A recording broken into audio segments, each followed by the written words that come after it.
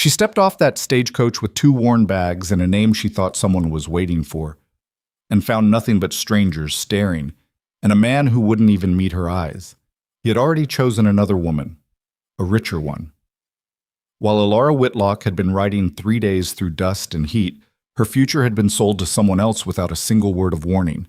The whole town watched. Nobody moved to help her. This is the story of a woman they tried to throw away, and what happened when she refused to go. If this story speaks to you, hit that like button and drop a comment telling me what city you're watching from. I want to see how far this story travels. The stagecoach pulled into Dry Creek just past noon on a Thursday, and the first thing Alara Whitlock noticed was how quiet everything went. Not peaceful quiet. Not the kind of quiet that settles over a place between conversations or between gusts of wind. This was the particular quiet of people stopping what they were doing to look at something they hadn't expected, or something they already knew about and were waiting to see play out. She noticed it the moment the driver pulled the horses to a stop in front of the general store and the dust began to settle around the wheels. A woman hanging laundry on a line across the street had gone still with a sheet half raised in her hands. 2 men leaning against a post near the livery stable had turned their heads toward the coach without making any effort to pretend they weren't looking. A boy of maybe 10 years old stood in the middle of the street with a stick in his hand and his mouth slightly open. Alara told herself she was imagining things, told herself she was tired and hungry and her back ached from the bench seat, and her mind was spinning stories out of ordinary silence. She took the driver's offered hand to step down and smooth the front of her blue traveling dress, the nicest thing she owned, the dress she'd taken care not to wrinkle during the 3-day journey, the dress she had worn because she wanted to look like someone worth choosing. Her boot heel hit the dry earth of Dry Creek's main street, and she straightened her spine and lifted her chin the way her mother had taught her, back when her mother was still alive and the world had still made a recognizable kind of sense. "Alara Whitlock," she said, more to herself than to anyone else. A quiet reminder. "That's who you are. Don't forget it." She looked around for Harlan Cobb. He had described himself in letters as a man of middling height, with red hair going gray at the temples, usually wearing a brown vest on workdays. A merchant. Dry goods and trading, some cattle investment on the side. 41 years old, a widower for 6 years, looking for a capable woman to run a household and be a proper companion. His letters had been formal, but not unkind. He had told her she came highly recommended from the marriage broker in St. Louis, that her references were sound, that he looked forward to meeting her in person. He had signed every letter yours in anticipation, H. Cobb. She did not see a man in a brown vest. She did not see red hair going gray. She did not see anyone walking toward her with the purposeful stride of a man meeting someone he had been waiting for. What she saw instead was a gap, the particular shape of an absence where a person was supposed to be. The driver set her 2 bags on the ground beside her and climbed back up to his seat. He didn't say anything. She had noticed him going quiet about 20 miles outside of town, after he'd picked up a passenger who'd ridden only 15 miles before getting off at a farmstead. That passenger, an older woman with quick eyes, had leaned toward the driver and said something Alara hadn't been able to hear over the sound of the wheels and the wind. After that, the driver had stopped making conversation. She had thought nothing of it at the time. Now she began to think about it. "Excuse me," she said to the nearest person, a woman of about 50 with flour on her apron, standing in the doorway of what appeared to be a bakery. "I'm looking for a man named Harlan Cobb. Do you know where I might find him?" The woman's expression didn't change exactly, but something shifted behind her eyes. She glanced quickly toward a point somewhere past Alara's shoulder, then back. "Cobb's store is down the end of the block," the woman said. Her voice was flat. Careful. The voice of someone choosing every word like she was picking stones out of a riverbed. "Left side. Sign says Cobb Mercantile." "Thank you," Alara said. She picked up her bags, one in each hand, heavier than they looked, and started walking. She passed a hardware store and a land office, and a small building that might have been a lawyer's office. She passed a group of 3 women who stopped talking as she went by and watched her with expressions she couldn't read. She passed a water trough where a horse stood drinking, entirely indifferent to the whole situation, which Alara found briefly comforting. Cobb Mercantile had a wide front window and a painted sign that was starting to peel at the lower right corner. Through the glass she could see shelves of dry goods, bolts of fabric, barrels along one wall, a counter with a brass scale on it. She could also see Harlan Cobb. He was exactly as he had described, Middling height, red hair silver at the temples, brown vest. He was standing behind the counter talking to a young woman whose back was to the window. The young woman was laughing at something he'd said, her hand resting lightly on the edge of the counter, and Harlan Cobb was smiling in a way that Alara had never seen in any of his letters. Something unguarded and almost young-looking on his middle-aged face. Alara stood on the boardwalk outside with her bags in her hands and watched this for a moment longer than she should have. She told herself, "Go in. This might be nothing. Go in and introduce yourself and stop constructing catastrophes out of nothing." She pushed open the door. The bell above it rang. The young woman turned and Alara got a clear look at her. Maybe 20, dark-haired, pretty in an open and uncomplicated way, wearing a dress that was clearly new and clearly expensive. She had the kind of face that didn't seem to know yet that the world could be unkind.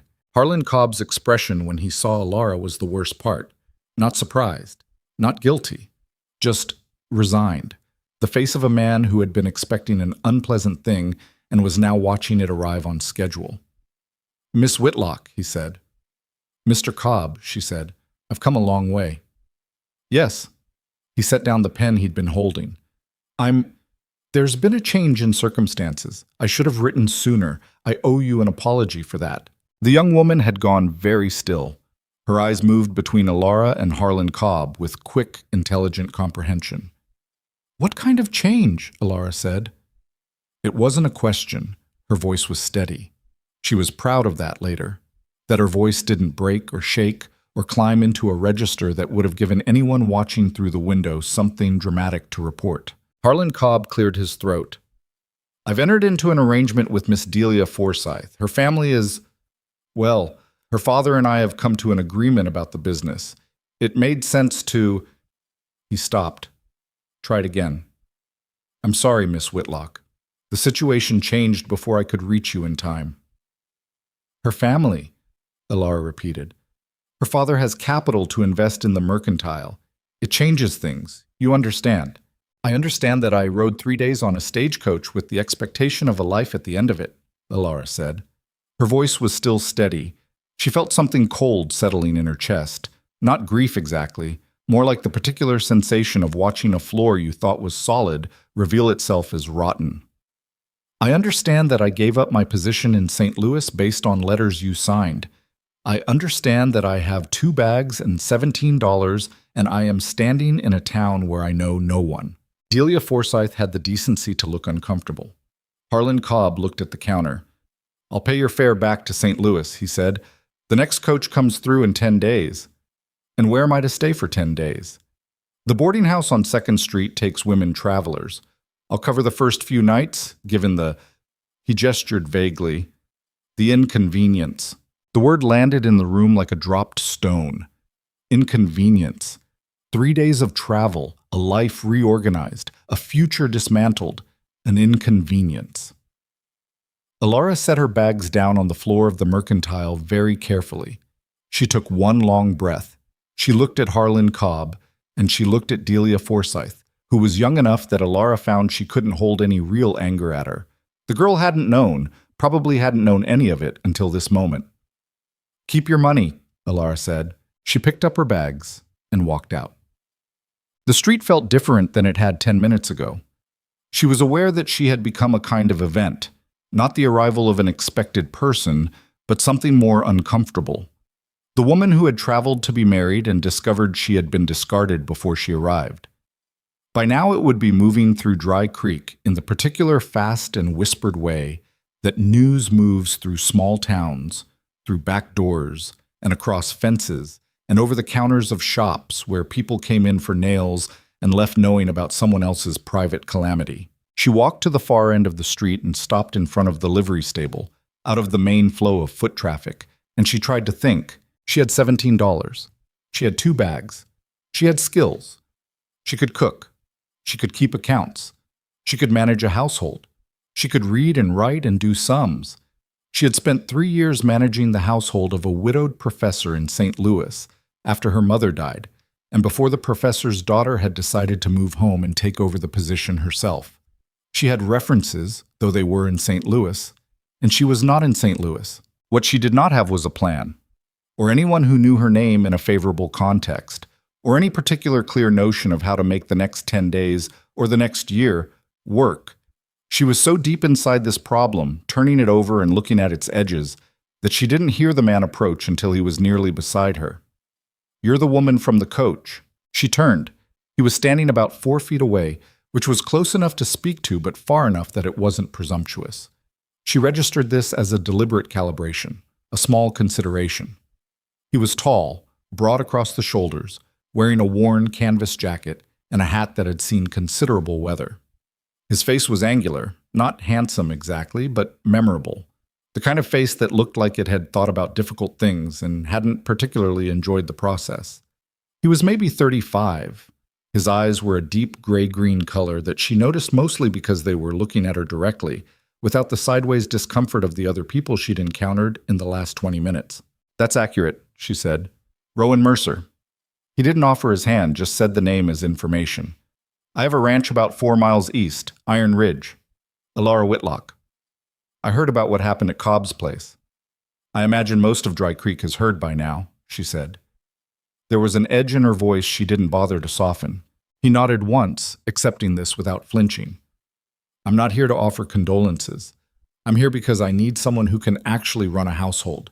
I've got a father who won't eat proper meals and a ranch that's been running on nothing but stubbornness for 2 years, and I can't be in 2 places at once." Elara looked at him. "You're offering me work." "Cooking and keeping house.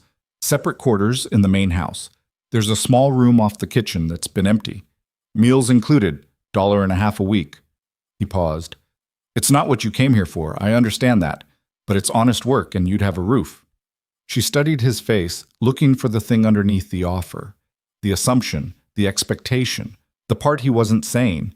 Men who offered things to women alone in unfamiliar towns usually had a part they weren't saying. She didn't find one.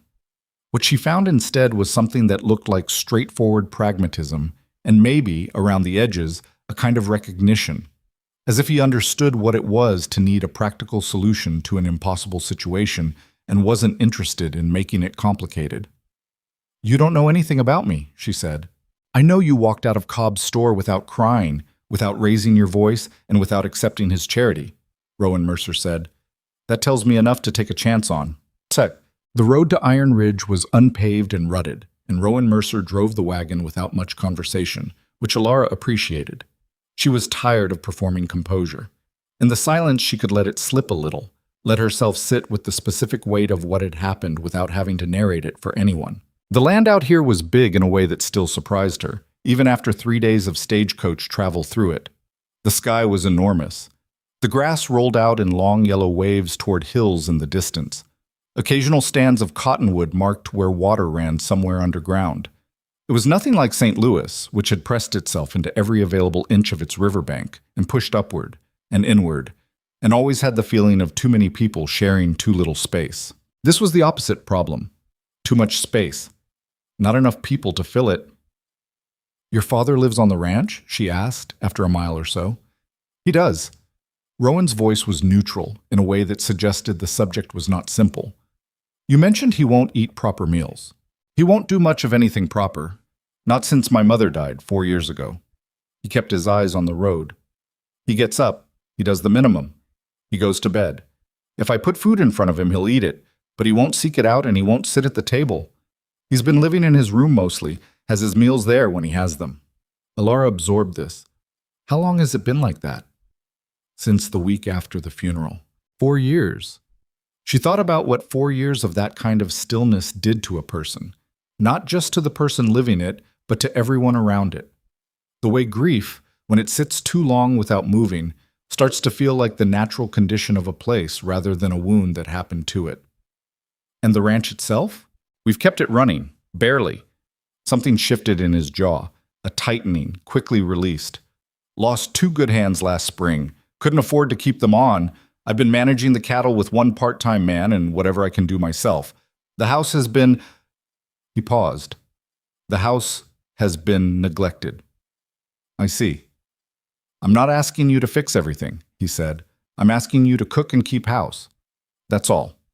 The rest isn't your concern." She thought, it becomes your concern the moment you walk through the door. That's how houses work. But she didn't say it. There would be time to see what was actually needed before she started making promises about what she could do. The ranch came into view as the road crested a low rise. A main house of weathered timber, a barn, a smaller outbuilding, a corral where 3 horses stood in the afternoon heat. It was not large and it was not beautiful, but it had the quality of a place that had been built to last and had in fact lasted, even if the lasting had cost it something in appearance. The fence along the front was missing 2 posts. The porch railing on the east side had come loose. The kitchen garden plot, visible from the road, had gone to weeds. Elara looked at all of it and didn't say anything. Rowan pulled the wagon to a stop near the front porch. He got down and came around to her side out of what appeared to be habit rather than ceremony. She stepped down before he could offer his hand, not rudely, just efficiently, and picked up her bags.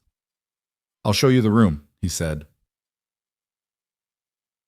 The inside of the house was exactly what she'd expected from the outside. Not filthy, but dim and sparse, and carrying the particular atmosphere of a space that had stopped being cared for. The kitchen was functional, but had grease built up on the stove that suggested months of minimal cleaning. The main room had furniture arranged around a fireplace, and the furniture was good quality but covered in a fine layer of dust. The curtains on the front windows were faded to the color of old bone. There were photographs on the mantelpiece.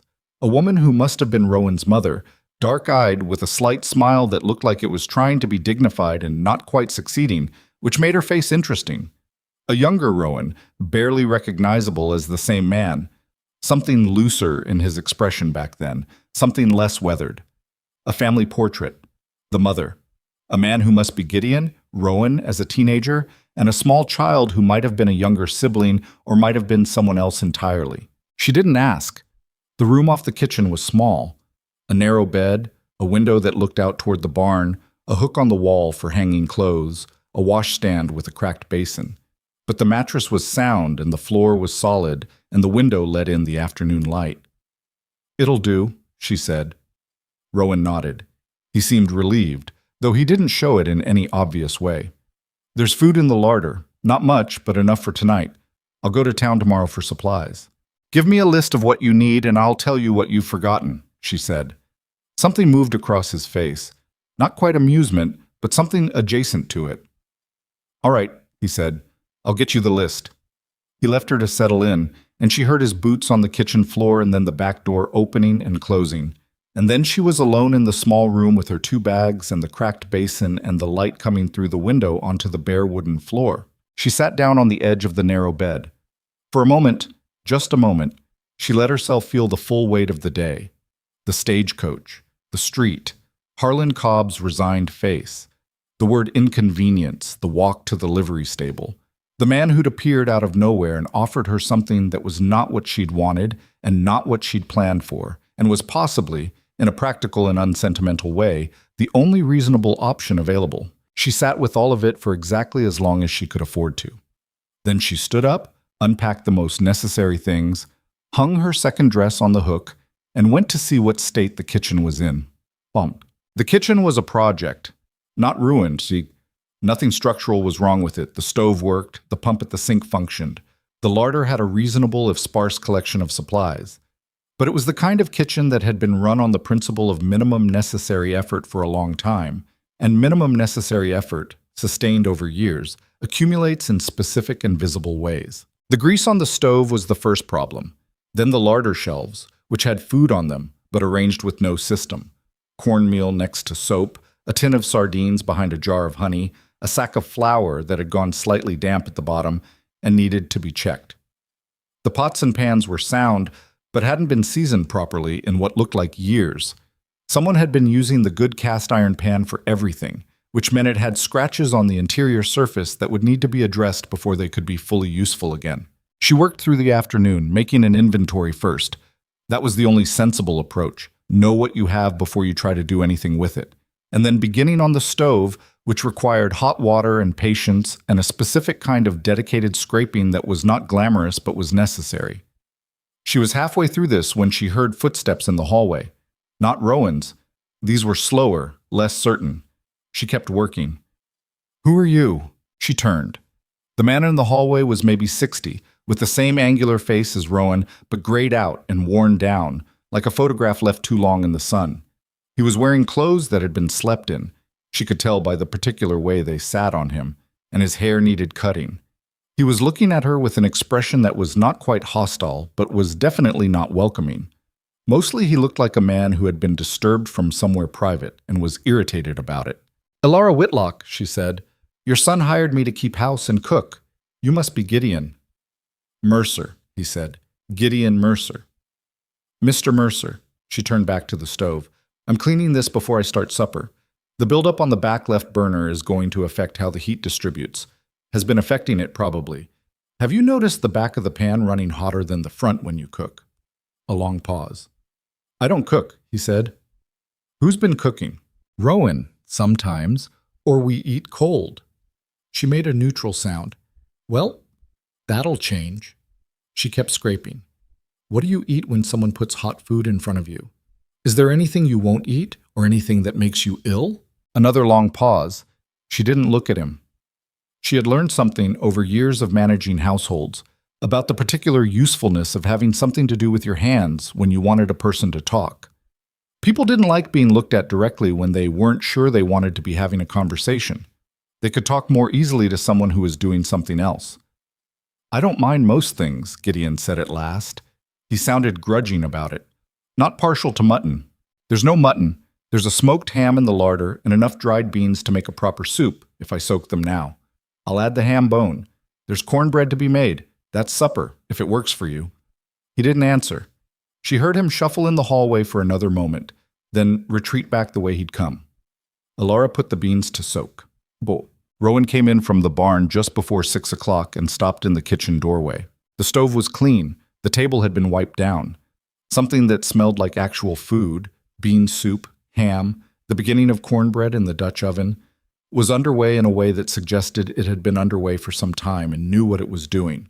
Elara was at the counter rolling out cornbread dough with a focus that suggested she was not thinking about anything except the task in front of her, which Rowan somehow doubted. "You didn't have to do all this today," he said. "I know." She didn't look up. "The stove needed it before I could cook anything properly on it. The left rear burner was insulated with grease buildup." He looked at the stove. It was, he noticed, cleaner than it had been in probably 2 years. He felt something complicated about this. Grateful, and also obscurely ashamed in the way you feel ashamed when someone sees the evidence of how badly you've been managing. "My father came out of his room," he said. "I know. We spoke briefly." Rowan looked at her. "You spoke to him?" "He came to see who I was." "I told him." "We discussed supper." She shaped the dough into a round and set it in the Dutch oven. "He doesn't like mutton. There isn't any mutton, so that's fine."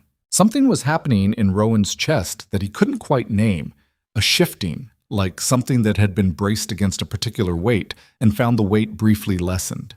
He'd been trying to get his father to engage with the household in any normal way for 4 years. He'd tried talking, tried waiting, tried saying nothing, tried being patient, tried being less patient. He'd served his father's meals in his room without comment, and he'd once, in a moment of tired frustration, said more than he should have about the importance of sitting at a table like a person. None of it had worked. She had been here 4 hours, and the man had come out of his room and had a conversation about mutton. "How did you manage that?" Rowan asked. "I kept cleaning," Elara said. She set the Dutch oven on the stove and adjusted the heat with the confidence of someone who had done this particular thing many times. People can ignore you easier when you're looking at them. They talk more when you're not. The first week passed in a kind of provisional rhythm. Elara cooked and cleaned with a methodical efficiency that required no particular guidance. She saw what needed doing, and she did it, which was apparently not something Rowan had experienced often enough in recent years, judging by the way he watched her sometimes with an expression of slightly baffled relief. She worked through the kitchen first, then the main room, then the upstairs hallway. She fixed nothing she couldn't fix herself and made a list of what required outside help or materials. She used her own money to buy 3 things from town that the kitchen needed and that she didn't put on Rowan's accounting: a proper basting brush, a tin of lard that hadn't been half used and gone stale, and a small jar of good dried sage. Because she had her standards, and because spending $1.40 out of her own pocket was worth having things done correctly. Gideon came out of his room every day. Not immediately, not with any apparent enthusiasm, but reliably, drawn by the smell of cooking in a house that had spent years smelling of nothing in particular. He would appear in the kitchen doorway at some point in the afternoon, stand there for a while, sometimes say something, sometimes not. Alara spoke to him when he seemed to want it and worked when he didn't. She never invited him to sit down. She never made a point of whether he stayed or went. On the fourth day, he sat down at the kitchen table while she was making bread. He didn't say anything. She didn't say anything either. She kept working the dough. After a while, he said, "My wife used to make bread on Thursdays." "Is today Thursday?" she asked. "Wednesday." "Close enough," she said. He made a sound that might, generously, have been called a laugh. Then he sat at the table for another 20 minutes while she finished the bread, and then he got up and went back to his room, and Alara allowed herself to consider this a minor victory without making any more of it than that. Rowan noticed. He noticed in the way he noticed most things, quietly, from a slight distance, without making it an announcement. That evening, over supper, he said, "My father sat in the kitchen today." "He did," Alara said. "That's the first time in—" He stopped. "A long time." "He misses having a house that works," she said, which was her honest assessment. "People need their surroundings to function. When they don't, it confirms something they already believe about the world, that things are only getting worse. When they start to work again," she shrugged. "It doesn't fix what's broken, but it complicates the story a little." Rowan was quiet for a long moment. "That's a particular way of thinking about it." "It's a practical way of thinking about it." He ate his supper. She ate hers. Outside, the wind was picking up from the northwest, and somewhere in the barn, one of the horses shifted and stamped and was quiet again. "Where did you learn that?" Rowan asked. "About households and grief. I kept house for a professor in St. Louis for 3 years after my mother died. He was the same way your father is, more or less. Came out the other side eventually." She paused. "Some of them do. And some don't. And some don't," she agreed. "But most of the time when they don't, it's because they've convinced themselves there's nothing worth coming back to. Give them something worth coming back to, and the calculation changes." Rowan looked at her across the table. The lamp between them was throwing warm light that made the shadows deepen around them both, and she was aware of being looked at, not uncomfortably, not in the way she'd been looked at on the street in Dry Creek, which was the look of people deciding what her situation meant, but in the more careful way of a person genuinely trying to understand something. "What made you decide to come out here, Bastille?" he asked. "To Dry Creek. To Cobb." The question was simple, and the answer was complicated, and she considered for a moment how much of it she wanted to give. "I had a situation that needed changing," she said. "The professor's daughter came home and I needed another position. The marriage broker in St. Louis seemed like a reasonable way to find something with more stability than housekeeping. Something permanent." She turned her cup in her hands. "I had letters. I thought letters were enough to know a person." "They're not," Rowan said. "No," she agreed. "They're not." Outside the window, the first stars were appearing in the deep blue of the darkening sky. Alara thought about the letters she had kept, the careful stack of them in her bag, the careful way she had reread each one looking for something she might have missed, some sign, some warning, some sentence that should have told her what she was walking into. She hadn't found one. Harlan Cobb's letters had been exactly what they appeared to be. The letters of a practical man looking for a practical arrangement, who had found a more practical arrangement before she arrived, and who had not had the decency or the courage to write and tell her. She was still angry about it, in a quiet way that sat underneath everything else and occasionally surfaced. "He should have written," she said. "He should have," Rowan said. "Why? The money he offered to pay my fare back. I should probably have taken it." "Why didn't you?" She looked up at him. "Because taking it would have meant letting him define what I was owed. He thought he owed me a bus fare home. I think he owed me considerably more than that, and since I couldn't get what he actually owed me, I wasn't going to let him off cheap by accepting what he thought was sufficient." Rowan was quiet for a moment. "That's—" He stopped. "Go ahead," she said. "I was going to say it's stubborn. It is stubborn. It's also the only form of dignity available to me in that particular moment. I'll take dignity over bus fare." Something moved across his face. Quickly, not quite a smile, but related to one. He looked down at his plate and then back up. "Well," he said, "I'm glad you didn't take it." On the 9th day, Alara found the letter. She was not snooping. She wanted to be clear about that later, even if only to herself. She was cleaning the shelf in the main room, the one behind the armchair, where papers and receipts tended to accumulate in households where someone was doing the practical work of running a ranch and didn't always have time to file things properly. She was making a pile of things that appeared to be current and another pile of things that appeared to be old, preparatory to asking Rowan which was which. The letter was in the second pile. It was addressed to her. Not to Alara Whitlock of Dry Creek, not to Alara Whitlock in care of Harlan Cobb, to Alara Whitlock, with an address in St. Louis that she recognized as her brother Thomas's house. Opened, but she could see from the way the envelope was folded that it had been read and refolded more than once. She stood very still for a moment, the letter in her hand, trying to understand what it was doing here. In this house, on this shelf, behind this armchair. Then she began to understand. Her hands were steady when she opened it. She'd gotten good at keeping her hands steady. The letter was from a man named Gerald Forsyth, Delia Forsyth's father. It was addressed not to her but to Thomas Whitlock, her brother, and it referenced arrangements made between them. A sum of money paid in exchange for arranging Alara's placement through the marriage broker, a promised return on an investment that Forsyth had made in Cobb Mercantile, and a series of agreements that Alara, reading carefully, came to understand had nothing to do with her welfare and everything to do with a financial transaction in which she was the commodity being traded. Thomas had sold her placement. He had taken money from Forsyth in exchange for ensuring that Alara was the woman sent to Harlan Cobb.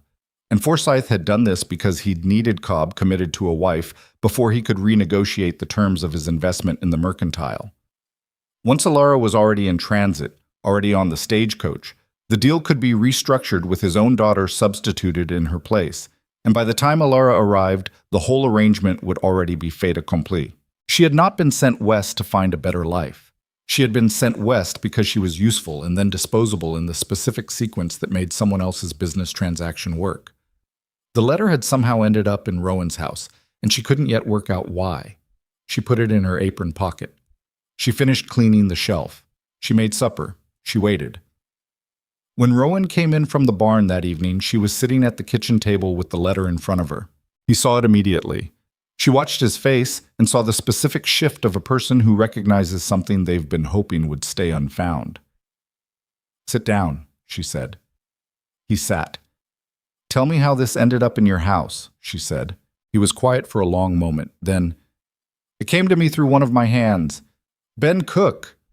He used to work for me. He does odd jobs around town now, including sometimes for Cobb. He found it in Cobb's back office and brought it to me because—" He stopped. "Because he thought you deserved to know." "When did it arrive?" "2 days after you did." Alara looked at the letter and then at Rowan. "You knew about this." "I knew something had happened that was worse than a changed arrangement. I didn't know the specifics until I read it." He met her eyes. "I didn't know how to tell you.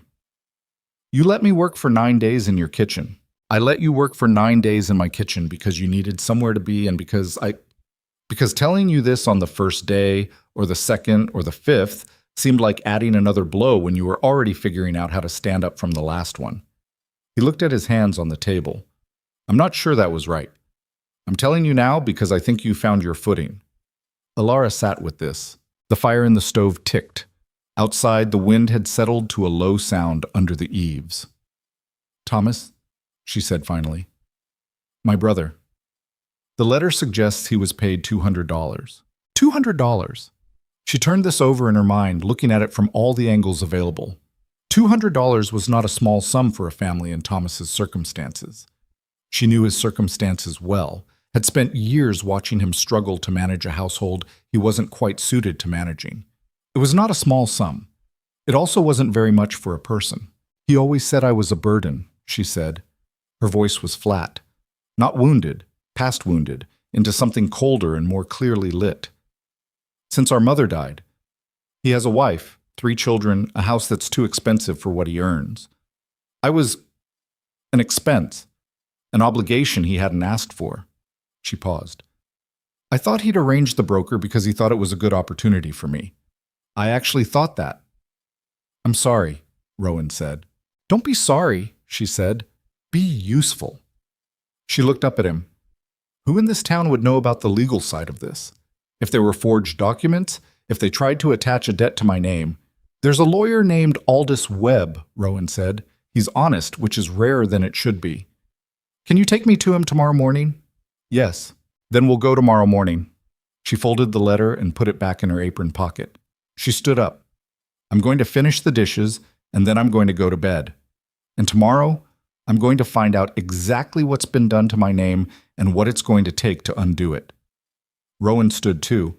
He was looking at her with that expression again, the careful, measuring look that she'd noticed across the supper table a week ago. You're not... He hesitated.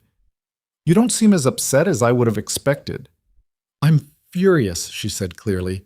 I'll be furious for a long time. But being furious isn't the same as falling apart, and I don't have the luxury of falling apart right now. She picked up the dish towel. Go check on your father. He seemed restless today. I think it's the wind. It bothers him. Rowan went to check on his father. Alara washed the dishes and thought about her brother, and about what it meant to be sent away and called a burden, and about what it was going to cost her to unwind what had been done to her name, and about the specific texture of the kind of anger that doesn't have anywhere to put itself yet, and so just sits quietly and waits for the moment when it can be useful. She washed every dish very thoroughly. She hung the towel on its hook. She went to bed. She did not sleep for a long time. The morning came in gray and cold, with a low mist sitting on the grass that didn't burn off until nearly 9. Alara was up before dawn. She hadn't slept well enough to bother trying past 5 o'clock, and had coffee on the stove and biscuits in the oven by the time Rowan came downstairs. He looked at her, and she looked at him, and neither of them mentioned the night before, which was the correct approach. There was nothing useful to add to what had already been said. The plan was made. They would go to town and see Aldous Webb, and that was the next thing. Gideon appeared in the kitchen doorway while she was pulling the biscuits out, which had become his habit over the past week and a half. Drawn by the smell, or by something else she couldn't name, some slow-returning current that she didn't want to examine too closely for fear of disrupting it. You're going to town, he said. It wasn't a question. This morning, Rowan said, back by afternoon. Gideon looked at Alara. His eyes were sharp this morning in a way they weren't always. Some days he seemed barely present, like a man watching everything from behind thick glass, and other days whatever was behind the glass pressed closer to the surface. Today was one of the closer days. Is it about what happened at Cobb's place? He said. Alara set the biscuit pan on the stove top. It is. Rowan told me some of it. He was quiet for a moment. There's more to it than what he told me. There is, she said. I'll tell you the rest when we get back. She looked at him steadily. If you want to know. Something moved across Gideon's face. Not surprise exactly, but the expression of a man who had become accustomed to being managed around, and had just been offered a different kind of treatment. He stood in the doorway for another moment, then came to the table and sat down. He reached for a biscuit without being asked. I'll want to know, he said. Aldous Webb's office was on the second floor of a building above the telegraph office, accessible by a narrow staircase that smelled of old paper and pipe tobacco. The man himself was about 60, thin, with wire-rimmed glasses, and the unhurried manner of someone who had learned long ago that being hurried rarely improved outcomes. His desk was covered in organized stacks that would have looked chaotic to anyone but him, and his bookcases were packed floor to ceiling with volumes that had actually been read, judging by the cracked spines. He read the letter twice without speaking. Then he set it on the desk and looked at Alara over the tops of his glasses. This is Forsyth's handwriting, he said. I've seen it on commercial contracts before. That much is verifiable. Is it enough? Alara asked. For what purpose? His voice was measured. Not unkind, just precise. He wanted to be answering the right question. I was told there may be forged documents, she said, attaching a debt to my name. If that's the case, I want to know what it would take to challenge them. Webb folded his hands on the desk. Where did you hear about forged documents? I don't know yet that they exist, she said honestly. But given what's in that letter, it seems like the kind of thing that would happen next. Cobb needed to dissolve the original arrangement without taking the financial loss himself. If he could shift the liability to my name, he'd need your signature, Webb said, or a forgery of it. Yes. The lawyer looked at Rowan briefly, then back at Alara. You haven't been in Dry Creek 3 weeks. You've been out at Iron Ridge. Nobody served you with anything? No. Then it may not have happened yet, or it may be in process. He picked up the letter again. The arrangement described here is, it's not illegal on its face, what Forsyth and your brother did. Arranging a marriage placement for money is in a legal gray area, but it's been done. What makes this complicated is that the initial arrangement was with Harlan Cobb's implicit agreement, and then the arrangement was changed without your knowledge or consent, which left you in breach of nothing but made you look like you'd failed to appear. He tapped the letter with one finger. If Cobb filed any paperwork suggesting you agreed to cover costs he incurred preparing for your arrival and then failed to meet obligations, that's the forged document to look for, and it would need to exist before he could make any claim against you. Can you find out if it exists? Alara asked. I can ask around the county recorder's office. Any such document would need to be filed to be enforceable. He looked at her steadily. I should tell you, Harlan Cobb is not without influence in this town. He's been here 12 years, he employs several people, he extends credit to half the ranchers in the valley. Challenging him is not a comfortable position. I'm already in an uncomfortable position, Alara said. I'd rather be in an uncomfortable position that's moving than one that's standing still. Webb almost smiled. I'll look into the recorder's office this afternoon. Can you come back the day after tomorrow? Yes, she said. We can. Tut. On the way back out through town, Rowan stopped at the feed supply to collect an order he'd placed the previous week. He told her he'd be 20 minutes, and she said she'd wait by the wagon, and she was doing exactly that when she heard her name spoken in a voice she didn't recognize. She turned. 2 women were crossing the street toward the general store. Not toward her, just crossing in her general direction. One of them was the woman with flour on her apron from her first day, the bakery woman, and the other was younger, someone Alara hadn't seen before. They were talking to each other, and one of them had said her name, and then they both looked up and saw her standing by the wagon and went quiet. It was such a clear and complete silence that there was no pretending it hadn't happened. The bakery woman had the grace to look uncomfortable. She gave Alara a brief, tight nod and kept walking. The younger woman looked away. Alara watched them go into the general store, Cobb's store, and stayed where she was. She understood the mechanics of it clearly enough. She was, in Dry Creek, the woman who had arrived to marry Harlan Cobb and been turned away. That was the story of her that existed in this town, and it was not a flattering story. Not because it was her fault, but because the most persistent thing small towns did with women who'd been publicly humiliated was continue to define them by the humiliation. She would be the woman Cobb rejected for longer than she would be anything else, unless she did something about it. She thought about what Webb had said. Cobb is not without influence in this town. She thought about the letter in her pocket and what it actually represented. Not just a personal betrayal, but a financial scheme, and financial schemes left tracks, account books, payments, records of agreements. Rowan came back with his feed order loaded in the wagon bed and looked at her face and said, "What happened?" "Nothing specific," she said. "Just thinking about what happens if we find the documents and they do exist." "What then?" "Then Webb takes it to the sheriff," Rowan said. He climbed up to the driver's seat and she settled beside him. "Or to the circuit judge if the sheriff is reluctant." "Is the sheriff the kind of man who'd be reluctant?" Rowan was quiet for a beat too long. "He's not dishonest," he said finally, "but he's careful about crossing people with money and standing. Cobb has both." He clicked the horses forward. "It would need to be clear-cut, not just the letter, something more concrete. Evidence of the forgery itself, or a witness who could testify to what was said or agreed." Alara rode beside him out of town and watched the buildings give way to open land and thought about witnesses and evidence and the specific problem of trying to prove something true when the people who could confirm it had every reason not to. "Your hand," she said. Ben Cook, the one who found the letter. "What about him? Would he testify to where he found it and how?" Rowan was quiet for a moment.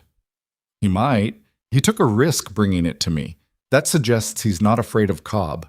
Or he's already in a situation where Cobb's displeasure doesn't cost him much more than he's already losing." She was thinking out loud, not expecting answers. Either way, he's worth talking to. I'll find him, Rowan said. She nodded. The road unrolled ahead of them, and the mist had burned off completely now, and the grass was that particular bright yellow-green that came in the morning after a damp night, and she noticed this without particularly feeling better about anything. Beauty didn't have a lot to do with the situation she was in. It was just there. When they got back to the ranch, Gideon was in the kitchen. Not in the doorway, in the kitchen. He had made coffee, badly, in the way of a man who had not made coffee himself in years and was improvising.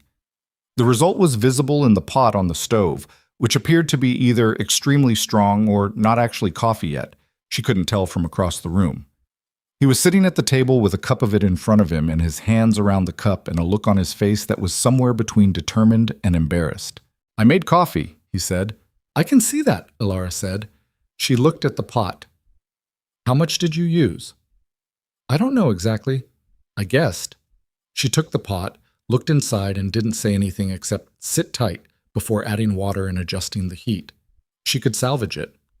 While she was doing that, Rowan told his father briefly what Webb had said, the outlines of it, the possible forged documents, the plan to check the recorder's office, the need to find Ben Cook. Gideon listened without interrupting. His cup was between his hands, and he was looking at the table, and he had, Ilara noticed from the corner of her eye, the alert stillness of a man paying close attention. When Rowan finished, Gideon was quiet for a moment. Then he said, "Forsyth, Gerald Forsyth." "You know him?" Ilara asked. "I know of him. He's been trying to expand his interests east of the valley for 3 years. Bought 2 ranches at prices that suggested the sellers didn't have much choice." He set down his cup. "He's careful about it. Does it through intermediaries. Never puts his name on the thing that's wrong, only on the things around it." "That's what the letter suggests," Ilara said. "He's not going to be easy to corner." Gideon said this not as discouragement, but as a fact, the way you'd note a hill grade before you tried to drive a wagon up it. He's got lawyers, and he's got money, and he's been doing this long enough to know how to make things hard to trace. He looked up at Ilara. "What did you find out at the lawyers?" She told him the rest of it, what she hadn't told him that morning, the fuller picture of what the letter described, Thomas's role in it, the money, what had likely been intended for her name. She told it flatly, without performing anything, which was the only way she could get through it without the anger surfacing in a way that would have made it harder to think clearly. Gideon listened to all of it. He didn't make a sound of sympathy or say anything that would have required her to respond to being pitied. What he said, when she finished, was, "Your brother took $200. "Yes." "And he'd have known what they intended to do." "I think he chose not to ask," she said, which amounts to the same thing. Gideon was quiet for a moment. Then he said, "My father sold my mother's horse when she was sick and couldn't watch what he did with it. Told her it ran off. I was 14, and I knew, and I said nothing." He paused. "I've spent 40 years being ashamed of that. I don't know if that helps you any. I suppose it doesn't." Ilara looked at him across the table. He wasn't looking at her. He was looking somewhere past her left shoulder, at whatever specific point in memory that particular story was stored. "It doesn't fix anything," she said, "but it's not nothing either." He nodded once. Then he picked up his cup and drank the salvaged coffee and made a face. "This is still terrible," he said. "I did what I could," she said. The next day was Rowan's day to find Ben Cook, and it left Ilara alone at the ranch with Gideon, which was new territory. She had spent her first week and a half working around him, talking when he approached, withdrawing when he retreated. She hadn't been alone with him for a full day before. She approached the day the same way she approached most problems, by deciding what needed doing and doing it.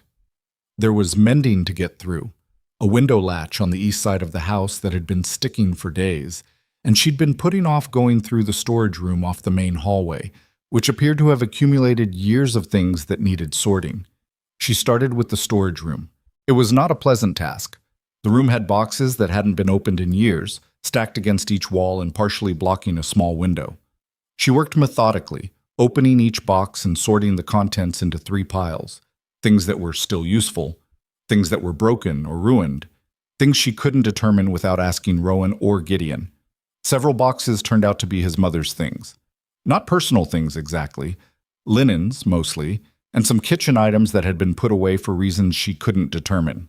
Good quality.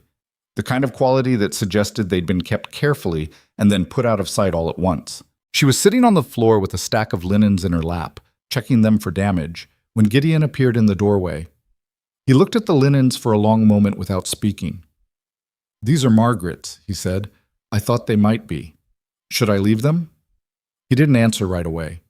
He leaned against the doorframe and looked at the boxes she'd already opened, the rough categorization she'd started on the floor. "She put things away when she got sick," he said finally. "Said she didn't want them getting used up and ruined while she was laid up and couldn't watch them. She was going to take them out again when she was better." A pause. "She didn't get better." Alara held the linens in her lap and let him talk, which was the only right thing to do. "I put more in here after," he said. "Couldn't look at most of it. Couldn't throw it away either." He looked at her directly. "I'm not a man who's good at the middle ground. Either I hold on to things too long or I let them go too fast and regret it. Most people aren't good at it," she said. He looked at the stack in her lap. "Those are the dining linens. She used them for company." He was quiet for a moment. "We don't have company anymore. Haven't had anyone at that table in 4 years except me and Rowan eats fast and doesn't talk much, and I've been eating in my room anyway, so..." He stopped himself, seemed to hear what he'd just said. "I suppose there's no reason they need to stay in a box." Alara didn't make anything of it. She just set the linens in the useful pile neatly and reached for the next thing. Gideon stood in the doorway for another few minutes. Then he said, "I'll bring you some water. You've been in here an hour. It's dusty." He went to get water, and she heard him in the kitchen, and she heard the particular sound of a man moving through a house with something to do, which is a different sound altogether from a man moving through a house because he can't stand to stay still in one room. He brought the water. He set it on a box near the door. He looked at the linens in the useful pile. "You can put those in the dining room cabinet," he said. "Bottom shelf on the left. That's where they go." "All right," she said. He went back to whatever he'd been doing before. She kept sorting. Rowan came back that evening with a look on his face that meant he'd gotten somewhere, but not as far as he'd hoped. "Cook will talk," he said, sitting down at the supper table. "But he wants to know what he's talking toward before he commits to anything in front of a lawyer or the sheriff." "That's reasonable," Alara said. "What did he tell you informally?" "He says there's a document. He saw it in Cobb's office. A letter or something formatted like a letter with a signature that was meant to look like yours. He didn't read the whole thing, but the wording at the top suggested it was some kind of agreement to take on Cobb's expenses for preparing for your arrival. Breach of contract, essentially, framed as if you'd agreed to compensate him if you failed to follow through." "I never signed anything," Alara said. "He knows that.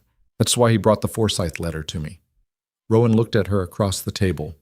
"The problem is that without seeing the document itself, we can't prove the signature is forged. Webb would need to compare it to something you actually signed. And even then, handwriting evidence is contested." Gideon, who had been eating quietly at his place at the table, he had come to the table again tonight, the third time in as many nights, though he still ate without much conversation and kept his eyes mostly on his plate, looked up. "The recorder's office," he said. "What about it?" Rowan asked. "If Cobb filed the document, it would be registered. If Webb can get a copy of the registered document, there will be a filing date. That date will tell you something." "How?" Alara asked. "Because if it's dated before your arrival, before you could have signed anything in Dry Creek, it's self-evidently forged." He went back to his food. That's the kind of thing that's hard to argue around. There was a silence at the table. Alara looked at Gideon, who was eating his stew with the concentrated focus of a man who had said what he had to say and didn't need acknowledgement for it. "You've dealt with this kind of thing before," she said. He didn't look up. "I ran a ranch for 30 years. You deal with all kinds." Rowan caught her eye across the table. He had the expression of a man who had just seen his father say more useful words in 5 minutes than he'd managed in months, and didn't know whether to be relieved or sad about what that said about the previous months. Alara looked back at her plate. "Webb needs to check the filing date," she said. "That's what we tell him the day after tomorrow." "That's what we tell him," Rowan agreed. The fire in the stove settled. Outside, the wind had come up from the east, pushing at the windows in a low, steady way that made the house feel more solid by contrast, the way houses always did when the weather reminded them of what they were built to keep out. Gideon finished his stew. He didn't get up and take it to his room. He sat at the table and waited while Elara poured coffee, and he wrapped his hands around the cup the same way he had in the kitchen that morning, and he looked out the window at the dark pressing up against the glass, and he said, "Margaret used to say the east wind meant something was moving toward you, not arriving, just moving, still on its way." Nobody said anything for a moment. "She sounds like she had a lot of sayings," Elara said. "She did." Something shifted in Gideon's face, grief, but softer than she'd seen it before, less like a wound and more like a scar being touched. She had one for everything.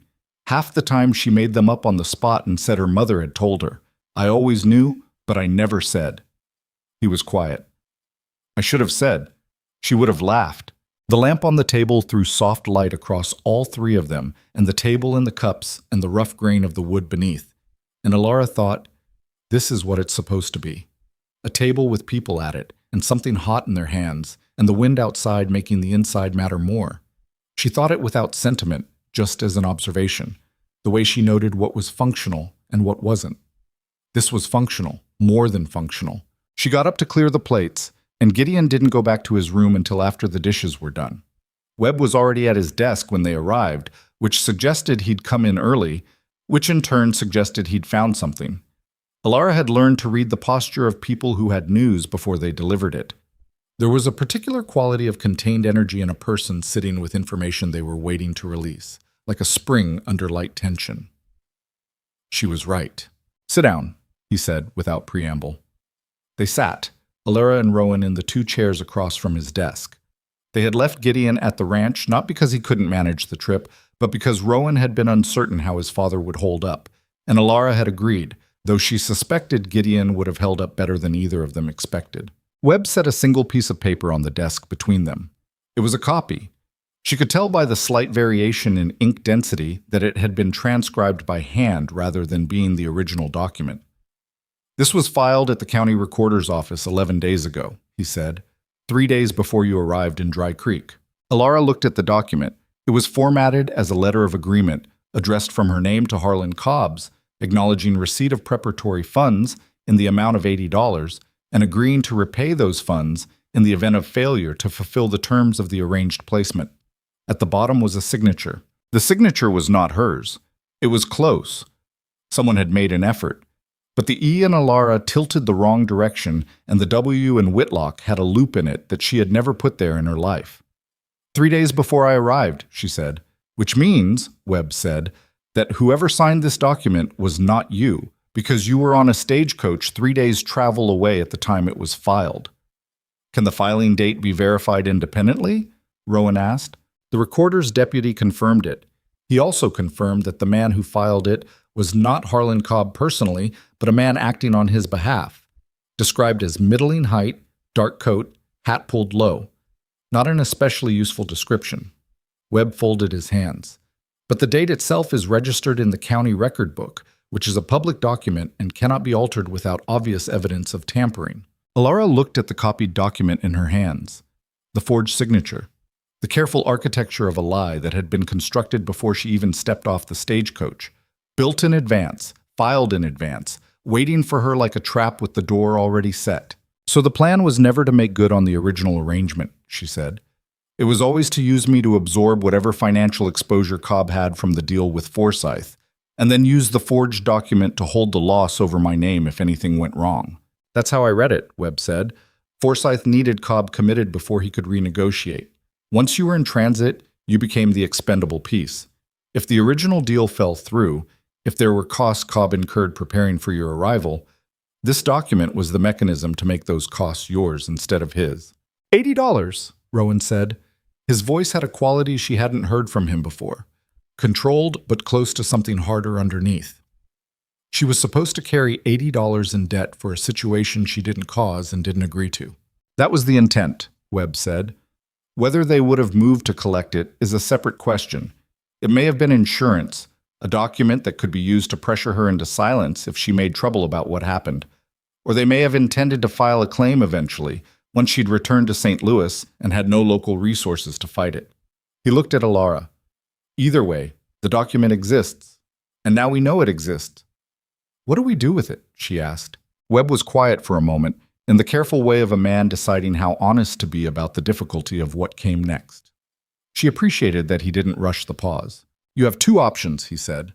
The first is to submit a formal challenge to the recorder's office and request the document be voided on the basis of fraud.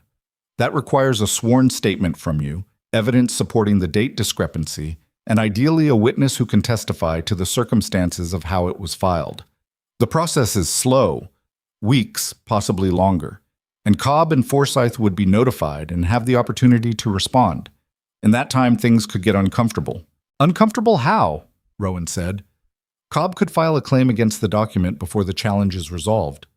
It would likely be dismissed eventually, but the interim would be messy. He paused. And Forsyth has lawyers who are good at making things last longer than they should. And the second option, Alara said, you request a public hearing before the sheriff. Present the evidence, the filing date, the Forsyth letter, a witness if Cook will testify, and make the case publicly rather than through administrative channels. It's faster. It's riskier. He looked at her over his glasses. It requires you to stand in front of this town and make your case directly. Some of these people already have opinions about your situation. They do, Alara said. A public hearing changes the nature of what this is. Right now, it's a legal dispute between private parties. In a public hearing, it becomes a matter of community record. He picked up his coffee cup, seemed to remember it was empty, set it back down. Cobb has standing in this community. If the hearing doesn't go clearly in your favor, the social cost to you is significant. And if it does go clearly in my favor, then Cobb's standing takes the hit instead. Webb looked at her steadily, which is why he'll fight it. He has more to lose from a public resolution than from a slow administrative one. The office was quiet except for the sound of the street below.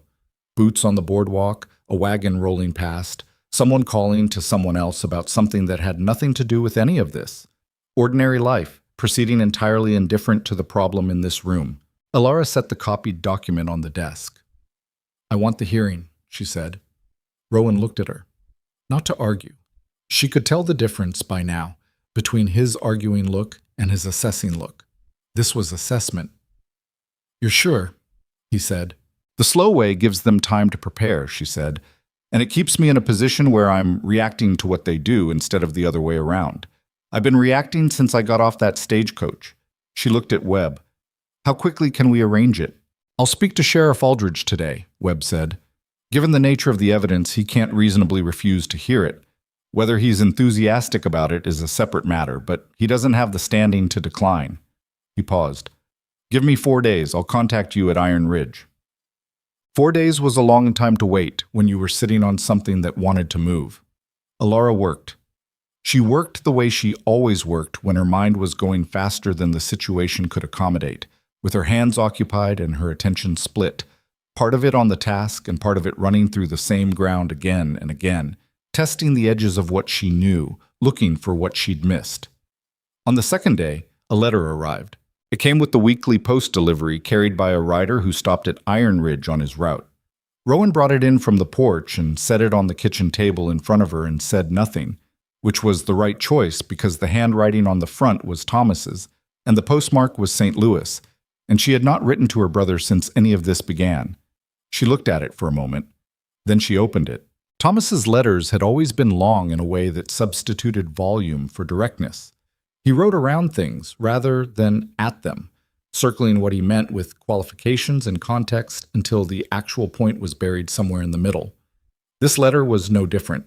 He started with weather, then with his children's health, then with a mention of some business difficulties she didn't have context for, and then, in the fourth paragraph, he arrived at the reason he'd written. I understand there may be some confusion about the arrangements made for your placement, he wrote. I want to assure you that my intentions were entirely in your interest. The broker's fee was a standard arrangement, and I had every reason to believe Mr. Cobb was a reliable man. If circumstances changed after you departed, that is not something I could have anticipated. She read this 3 times. The broker's fee was a standard arrangement, not the payment from Forsyth. The broker's fee. He was reframing what he'd taken as a normal administrative cost, not the purchase price it actually was. I would urge you to resolve whatever misunderstanding has arisen quietly and without undue disruption, he continued. Making a public matter of private disappointments only invites scrutiny that rarely benefits anyone. I say this as your brother and in your best interest. There was more, but she stopped reading. She folded the letter. She set it on the table beside the original Forsyth letter, which Webb had returned to her after making his copy for the files. She looked at both of them. Rowan was at the stove, his back to her, giving her the privacy of his not watching. She had come to appreciate this quality in him, the instinctive understanding of when to be present and when to be absent without actually leaving. Thomas knows, she said. Rowan turned. What does the letter say? That I should resolve this quietly. Her voice was flat. That making a public matter of private disappointments invites scrutiny. She paused. He heard something and he's worried. Worried about what? About what comes out if this gets examined closely. She looked at the letter. He says the broker's fee was standard. He doesn't mention Forsyth. He doesn't mention the $200. She looked up. He's trying to get ahead of it. If I settle this quietly, whatever he took stays buried. If I don't, he's exposed too, Rowan said. He's exposed too. She was quiet for a moment. He's my brother. He has a wife and 3 children and a life in St. Louis. If this goes to a public hearing and the Forsyth letter gets read into the record, she stopped. Let herself sit with that for a moment. It doesn't change what I have to do, but I'm not going to pretend it doesn't cost something. Rowan came and sat down across from her. He didn't say anything. He didn't offer her comfort in the form of reassurance that she was doing the right thing, which would have required her to perform gratitude at a moment when she had no gratitude available. He just sat there, which was enough. After a while, she said, Did you ever have to choose between protecting someone you loved and doing what was right? He was quiet long enough that she thought he wasn't going to answer. My father, he said, finally. After my mother died. There were months when I wasn't sure he was going to be all right. I covered for him, with the hands, with the bank, with the few people in town who asked. I told people he was managing fine. He looked at the table. He wasn't managing fine. And by covering for him, I let it go on longer than it needed to. I told myself I was protecting him. Mostly I was protecting myself from having to admit how bad it was. Did you regret it? Some days. He looked up. Other days, I think nothing would have been different if I'd been more honest about it. People mostly see what they're prepared to see. He paused. What I know is that I do parts of it differently now. Alara nodded. She put Thomas's letter in her coat pocket, separate from the Forsyth letter. She'd need to think about how Thomas figured into the hearing, what to present, what to leave as background, how to tell the truth about what he'd done without making it larger than what the case actually required. She'd need to think about it. But not right now. Right now, there were other things. Gun. On the 3rd day, Ben Cook came to the ranch. He arrived in the early afternoon, on a horse that had seen better years, wearing a coat that didn't quite fit across the shoulders. He was maybe 45, with a weathered face and careful eyes. The eyes of a man who had learned to assess situations quickly and adjust accordingly. Rowan had clearly been expecting him, though he hadn't mentioned it. He brought Cook into the kitchen and introduced him to Alara, and they all sat down, and Alara poured coffee, and nobody said anything for a moment while they all figured out the shape of the conversation they were about to have. I heard you're going for a public hearing, Cook said. He was looking at Alara, not Rowan, which she respected. That's the plan, she said. Cobb's going to know I talked. He already suspects. I know that, she said. I'm not going to pretend it doesn't cost you anything.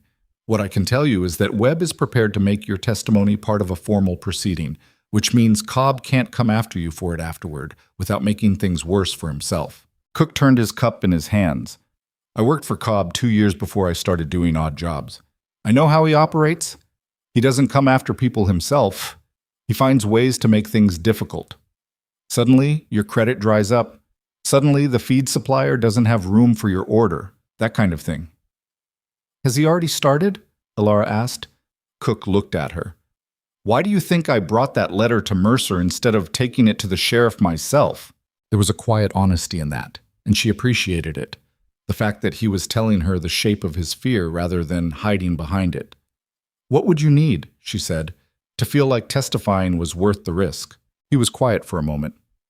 "I need to know that if Cobb comes out of this with his standing intact, I'm not going to be the one who paid for something that didn't change anything." He looked at her directly. "I brought you that letter because I thought you deserved to know. I'll testify because I think what Cobb did was wrong. But I'm not a man of means. I can't absorb a lot of disruption." "The evidence is strong," Alara said. "The filing date alone is hard to argue around. Your testimony about seeing the document in Cobb's office is one piece of a larger picture, not the only piece." "Webb said the same thing," Cook said. "Then you've already talked to him." "Yesterday." He looked faintly embarrassed. "I wanted to know what I was walking into before I came here." She almost smiled. "That's sensible." He nodded. He drank his coffee. He looked out the kitchen window at the yard and the barn and the low hills in the distance. And he seemed to be making some internal calculation that she couldn't see the workings of, but recognized the shape of the assessment of what you're prepared to carry versus what the situation is asking you to carry. "All right," he said, "I'll testify. I'll tell Webb what I saw and when I saw it and how it ended up with Rowan." He set his cup down. "But I'm going to need you to actually win this." "I intend to," Alara said. Cool. The notification came the following morning, which meant Webb had moved faster than 4 days. Sheriff Aldridge had agreed to hold a public hearing in 3 days' time at the community hall on Main Street, open to any Dry Creek residents who wished to attend. The letter from Webb that accompanied the official notice said only, "Cobb received his notification this morning. He's already retained 2 lawyers from Harlow County. Prepare accordingly." She read this standing in the kitchen, Rowan beside her. "2 lawyers," he said. "He's scared," she said. "Scared men over-prepare. Scared men with money over-prepare in ways that are dangerous." "I know." She folded the notices. "We have 3 days. I need to write down everything I can document. Dates, amounts, the sequence of events, everything that can be verified independently. Webb needs it organized." "I can help with that," Rowan said. "I know you can." She looked at him. "I also need you to be honest with me about something." He waited. "This hearing is going to be public.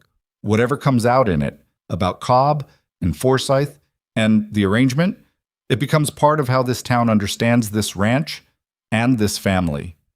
She met his eyes. "I came here as your housekeeper. That's the relationship. But when I stand up in that community hall, I'm not standing up as a housekeeper. I'm standing up as a woman who is asserting something on her own behalf, in public, in your town. That changes how people see things." She paused. "I want to know if that creates a problem for you." Rowan looked at her for a long moment. She held his gaze and waited.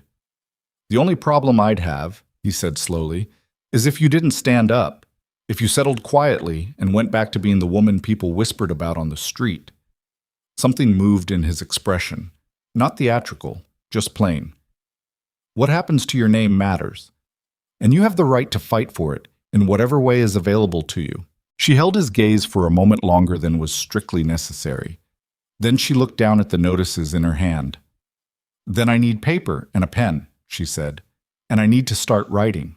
Chad. Gideon came to the kitchen that afternoon and found them at the table, papers spread between them, Alara dictating while Rowan wrote in the clear, deliberate hand of a man who'd learned penmanship as a practical skill rather than an ornamental one. He stood in the doorway and looked at the table and at the 2 of them working, and then he walked to his chair and sat down without waiting to be invited. "Read me what you have," he said. Rowan looked at his father. Alara looked at the papers. She picked up the first page. She read. Not everything, not the parts about Thomas, which she kept back, but the documented sequence, the letter of arrangement from Harlan Cobb, the dates, the Forsyth letter, the forged document and its filing date, Cook's account of what he'd seen. When she finished, the kitchen was quiet. Gideon had his elbows on the table and his chin in his hands, in the posture of a man thinking hard. "You need something that ties Forsyth to the filing of the forged document," he said. "The Forsyth letter ties him to the original scheme, but if his lawyers argue he had no knowledge of how Cobb chose to handle the fallout, they can create a gap between the conspiracy and the crime." Webb raised the same concern, Alara said. Is there anything in Cobb's history that shows a pattern? Other disputes where documents surfaced after the fact? He looked at Rowan. I've heard things over the years, stories. Rowan was quiet for a moment. There was a situation set 3 years ago, maybe 4. A rancher named Selby, east of town. He had a dispute with Cobb over a feed bill, claimed the bill had been inflated after he'd already paid it. The thing got dropped, but people talked about it. Selby, Gideon said. Hal Selby. He sold his place and moved on eventually, but he'd still be within reach if someone knew where to look. A pattern of behavior, Alara said. She was writing now, fast. Even if Selby's situation can't be formally introduced, it gives Webb context. It tells him what kind of man he's dealing with and how he operates. It's also the kind of thing that, once it's mentioned informally, tends to remind people of other things they've heard, Gideon said. He wasn't looking at either of them. He was looking at the table, following some internal line of reasoning. Small towns run on precedent. If people in that hearing room start remembering that Cobb has done this before, without anyone actually saying it, Rowan said, you don't have to say it. You just have to put the right things in the room. Gideon looked up at Alara. That's how it works, more often than not. The case you win in front of a sheriff is the one where the room is already half convinced before the evidence gets laid out. Alara looked at this man who had spent 4 years in a room by himself and was now sitting at this table under the yellow light of the kitchen lamp, turning out to have a precise and practical understanding of how communities worked and how people moved within them. She thought about what 4 years of stillness had cost him, all the problems he hadn't been here to help with, all the conversations that hadn't happened, and she thought about what it meant that he was here now, at this table, working. Do you know where Selby went? She asked. Not exactly, Gideon said, but I know who would know. He looked at Rowan. Alma Prentice. She ran the boarding house for 20 years before her daughter took it over. She knows where every person who ever passed through this town went afterward. He paused. She and your mother were close. She'd talk to me if I asked. Rowan looked at his father carefully. You'd go talk to her? Someone has to. Gideon's voice was matter-of-fact, the voice of a man stating something obvious. You're needed here. Alara's preparing the documentation. I know, Alma. It makes sense. Alara didn't say anything. She didn't look at Rowan because she knew if she looked at him, she'd see the same thing she was feeling, and making something of it right now would be the wrong move. Some moments needed to be let alone. All right, Rowan said. His voice was steady. First thing tomorrow. Gideon nodded. He reached across the table and turned one of the document pages toward him to read it.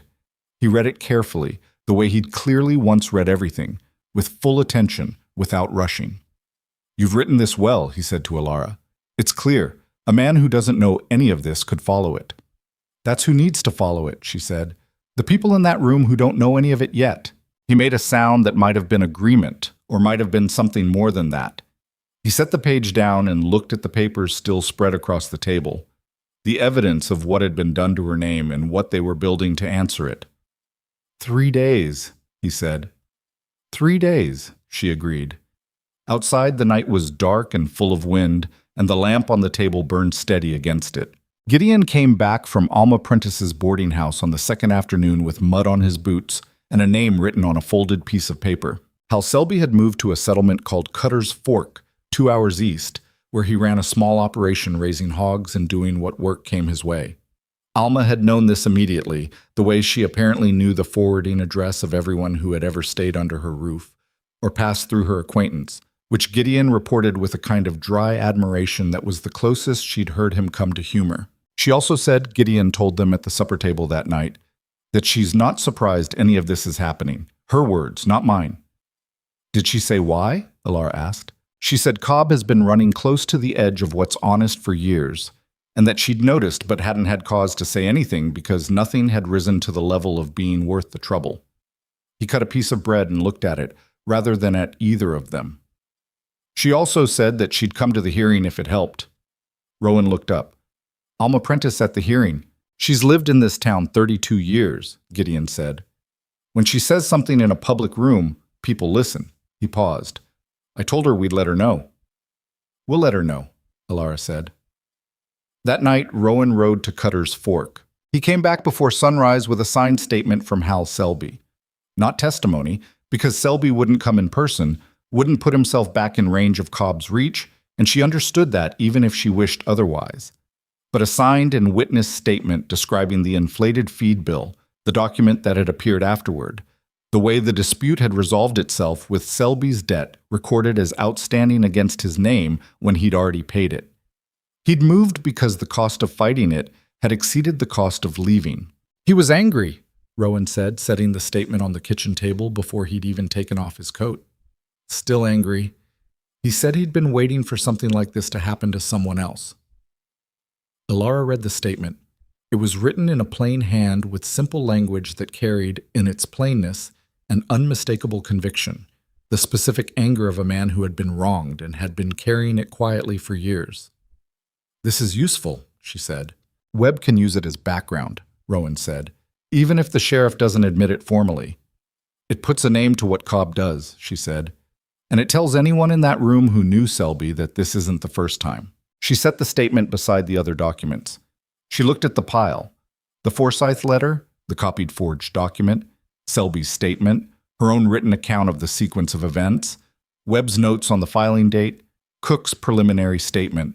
It was enough. It was more than enough, probably, if the hearing went as it should.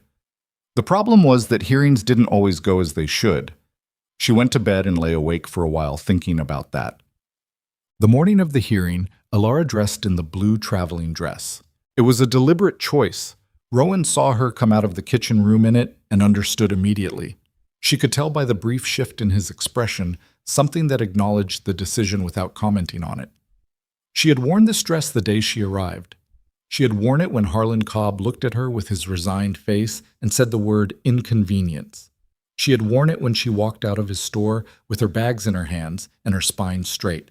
She would wear it today. Gideon was already at the kitchen table when she came through, his own coat on, his hair combed in a way that suggested he'd made an effort. He looked at her and nodded once, the nod of a man who approves of a decision but doesn't feel the need to explain his approval. They drove to town in the wagon, the three of them, in an early morning that was cold and clear and still, the frost on the grass catching the low light, and the road hard under the wheels. Nobody talked much. There wasn't a lot that needed saying at this point. The preparation was done. What remained was the doing. The community hall was a long, low building beside the church, with bench seating down both sides and a raised platform at one end where a table and several chairs had been set up. Sheriff Aldridge, a compact, careful-faced man in his 50s, who gave the impression of someone who had spent a career trying to make the least disruptive possible decision in every situation, was already at the table when they arrived. Webb was there too, standing near the platform with a leather case of documents, and Cobb was there. With two lawyers Alara hadn't seen before, both of them in better suits than anything Dry Creek normally produced, both of them with the particular expression of men who were paid to project confidence and were doing their job. Cobb himself wasn't looking at her. He was talking to one of his lawyers in a low voice, with his shoulder half turned, which was the posture of a man who had decided that not acknowledging something was a strategy. People were coming in. That was the part she hadn't quite prepared herself for. The number of people. She had known it was a public hearing and that people would attend, but the reality of watching Dry Creek fill the benches of the community hall was different from the abstract knowledge of it. Ranchers and their wives. Shop owners. The woman from the bakery who sat near the middle and looked at Alara with an expression that was harder to read than she'd have liked. Alma Prentice, near the front, in a good wool coat, with the settled posture of a woman who had attended many important events in this room and knew how to be present in one. Ben Cook came in toward the back and found a seat near the wall. He caught Alara's eye briefly and looked away. And then, near the door, she saw Delia Forsyth. She hadn't expected that. The young woman was standing just inside the entrance, alone, not with her father, not with Harlan Cobb, in a plain dress without the expensive quality of the one she'd been wearing the day Alara met her. She looked younger today, and also somehow more serious. She met Alara's gaze for a long moment, and then she went and sat in the back row, on the side away from Cobb's lawyers. Alara filed that away and turned back to Webb. "Forsyth isn't here," Webb said quietly. "His lawyer sent a letter stating he has no involvement in the matter and will not be appearing." "Of course he won't," Alara said. "It may work against us. If he's not here, the sheriff can only rule on what's directly in front of him. the forged document and Cobb's direct role. The larger scheme becomes context rather than the central charge. Then we make the context impossible to ignore, she said. Webb looked at her over his glasses. That's what I intend to do, he said, with a dryness that told her he'd already been planning exactly that. Sheriff Aldridge opened the hearing by reading the nature of the dispute into the record, a formal challenge to a document filed 11 days prior in the county recorder's office, brought by Alara Whitlock of Iron Ridge Ranch, contesting the validity of the document and the circumstances of its filing. He read this in the flat, even tone of a man determined to give no indication of his own position, which Alara considered appropriate if not exactly encouraging. Cobb's lead lawyer, a tall man named Greer, with silver hair at the temples and the unhurried confidence of someone who'd won enough hearings to stop finding them particularly interesting, opened with a characterization of the situation as a simple contract dispute arising from a failed arrangement. He was smooth. He made Alara sound like a woman who had agreed to terms and then failed to meet them, with no malice from anyone and no story beyond that. He was good at making things small. Webb was not smooth, which turned out to be an asset. He was direct and precise and slightly impatient in the way of a man who found obfuscation professionally irritating. And when he laid out the sequence of events, the dates, the distances, the filing record, he laid them out as plain fact, without ornamentation, which was more persuasive than ornamentation would have been. The document in question, he said, speaking to the sheriff and to the room, was filed at the county recorder's office on the 14th of this month. Miss Whitlock arrived in Dry Creek on the 17th. The recorder's deputy has confirmed these dates. He set the relevant papers on the table. The signature on that document cannot be Miss Whitlock's because Miss Whitlock was 3 days stagecoach travel from this town on the day it was filed. Greer stood. The date of filing is not necessarily the date of signing, he said. Documents are regularly signed in advance and filed later. In what circumstance, Webb said, would a woman sign an agreement about her obligations to a man she'd never met, regarding an arrangement that hadn't yet failed to materialize, 3 days before she arrived in the town where that arrangement was meant to take place? A murmur went through the room, small, quickly suppressed, but there. Greer had an answer for this, of course. His answers were careful and lawyerly and technically defensible, which was their purpose. But technically defensible was different from persuasive to a room full of people who understood the practical realities of how things worked. The sheriff asked Alara to give her account. She stood and gave it clearly, not dramatically, not with any performance of emotion, just the sequence of what had happened and what she'd found and what the dates showed. She had been over it enough times that she could say it without her voice changing, which was important because a voice that changed gave opposing lawyers something to work with. Greer cross-examined her with the pleasant persistence of a man who knew his job was to introduce doubt rather than disprove fact. He asked about her arrangement with the marriage broker, implying its informality. He asked about the terms she'd understood, implying she might have misunderstood them. He asked whether she had any direct evidence of who had physically filed the document, knowing she didn't. No, she said. I was not present at the filing. And you have no witnesses to the signing? The signing didn't happen, she said. That's the point. Another murmur. The sheriff gave the room a look that quieted it. Then Webb called Ben Cook. Cook walked to the front of the room with the careful tread of a man who had made a decision he wasn't entirely comfortable with but had decided to see through.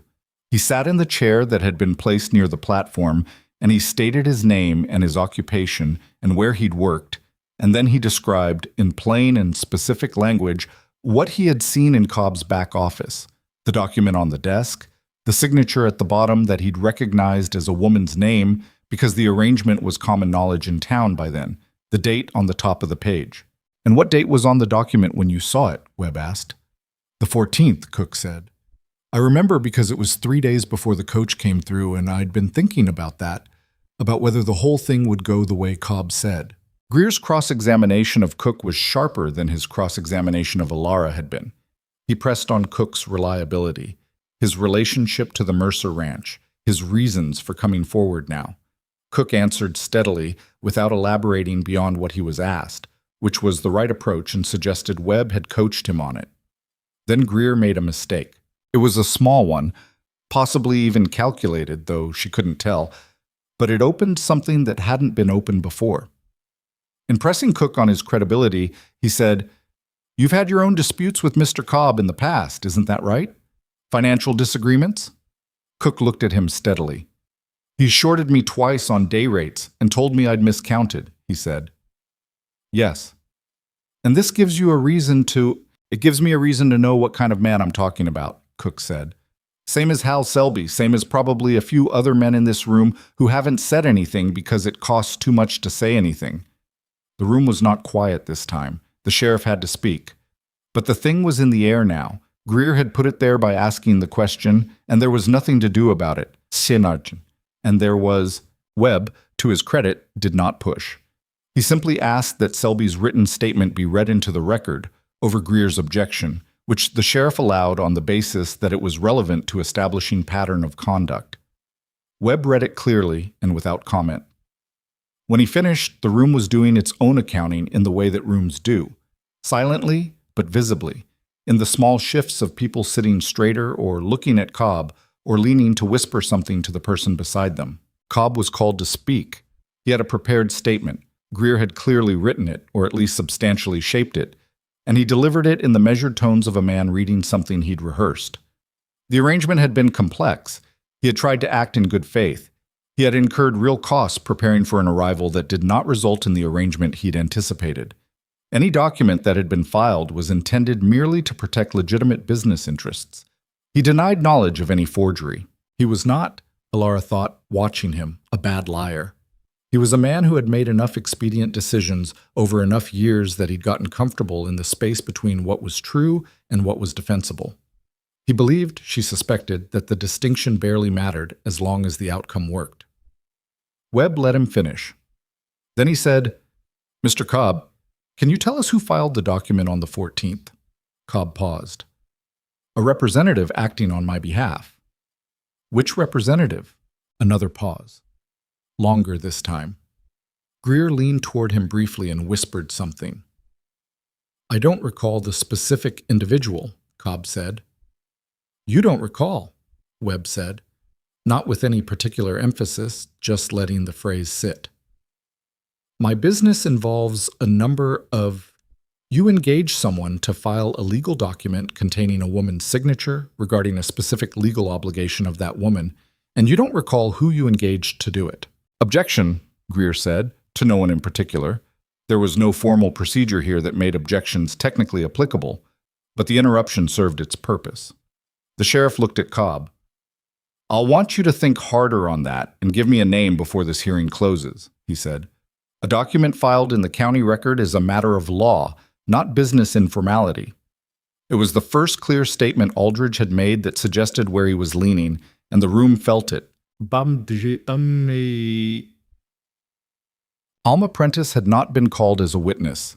She had come, she'd told Webb, simply to be present, and presence in a community hall among people you'd known for 30 years was its own kind of testimony.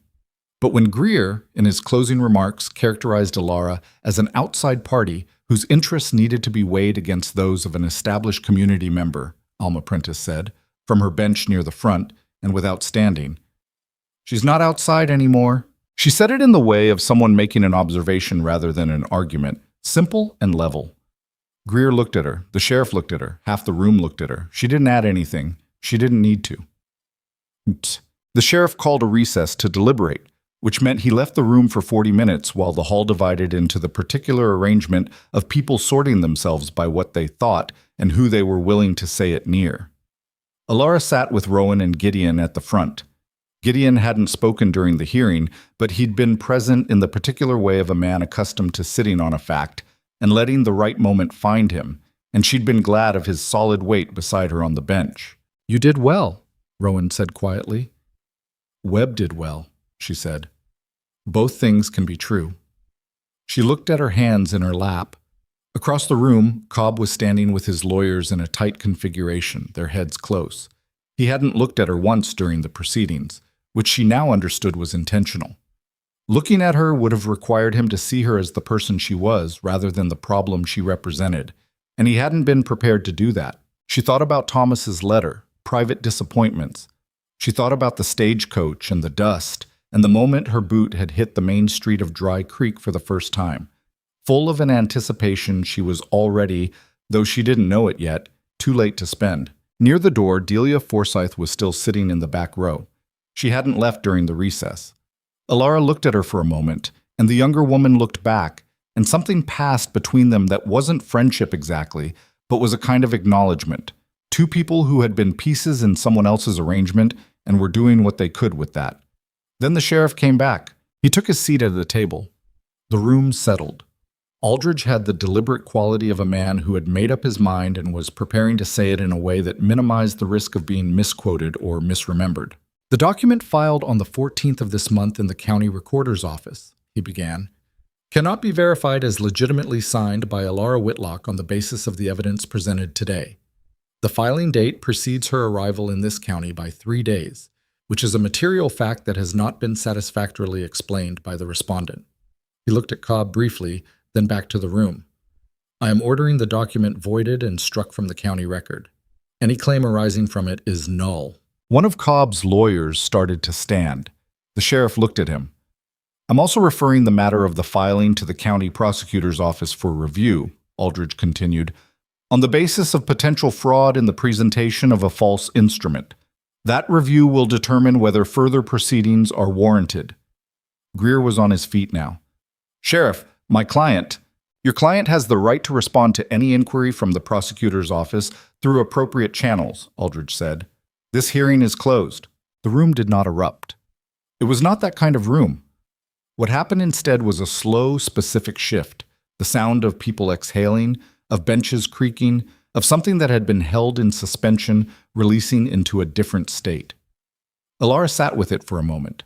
She felt the relief, which was genuine, and the exhaustion underneath the relief, which was also genuine, and underneath both of those a feeling she didn't immediately have a name for, something like the sensation of standing on ground that had just been confirmed solid after a long time of not being sure. Rowan said nothing. He put his hand briefly on the table in front of her, not touching, just present. Gideon exhaled slowly beside her. Webb was packing his case. He caught her eye and gave a single nod, the nod of a man who had done what he came to do and was satisfied with the execution. Cobb left quickly, his lawyers bracketing him on both sides, the configuration of men managing an exit. He passed close to where Alara was sitting and still did not look at her. She didn't try to catch his eye. There was nothing useful in it. She stood up. People were moving around her now, the hall clearing in the slow way of a crowd that isn't entirely sure if it's appropriate to talk to the person at the center of what just happened. The bakery woman, she'd learned her name was Clara Marsh, stopped near her and said, "I'm sorry for how I looked at you on the street that first day." Her voice was uncomfortable with the apology, but determined to get through it. "I should have minded my own business." "It's all right," Alara said, because it was, more or less, or would be. Alma Prentice came and took both her hands briefly. She had a firm grip, and she looked at Alara directly and said, "Come and have supper at the boarding house sometime. I mean it." Then she let go and moved toward the door with the steady gait of a woman who had other things to do. Ben Cook found her near the door. He looked tired and also like a man who had just set down something heavy and wasn't sure yet how to walk without it. "Thank you," she said. He shook his head slightly. "It needed doing." He paused. "I'll be all right.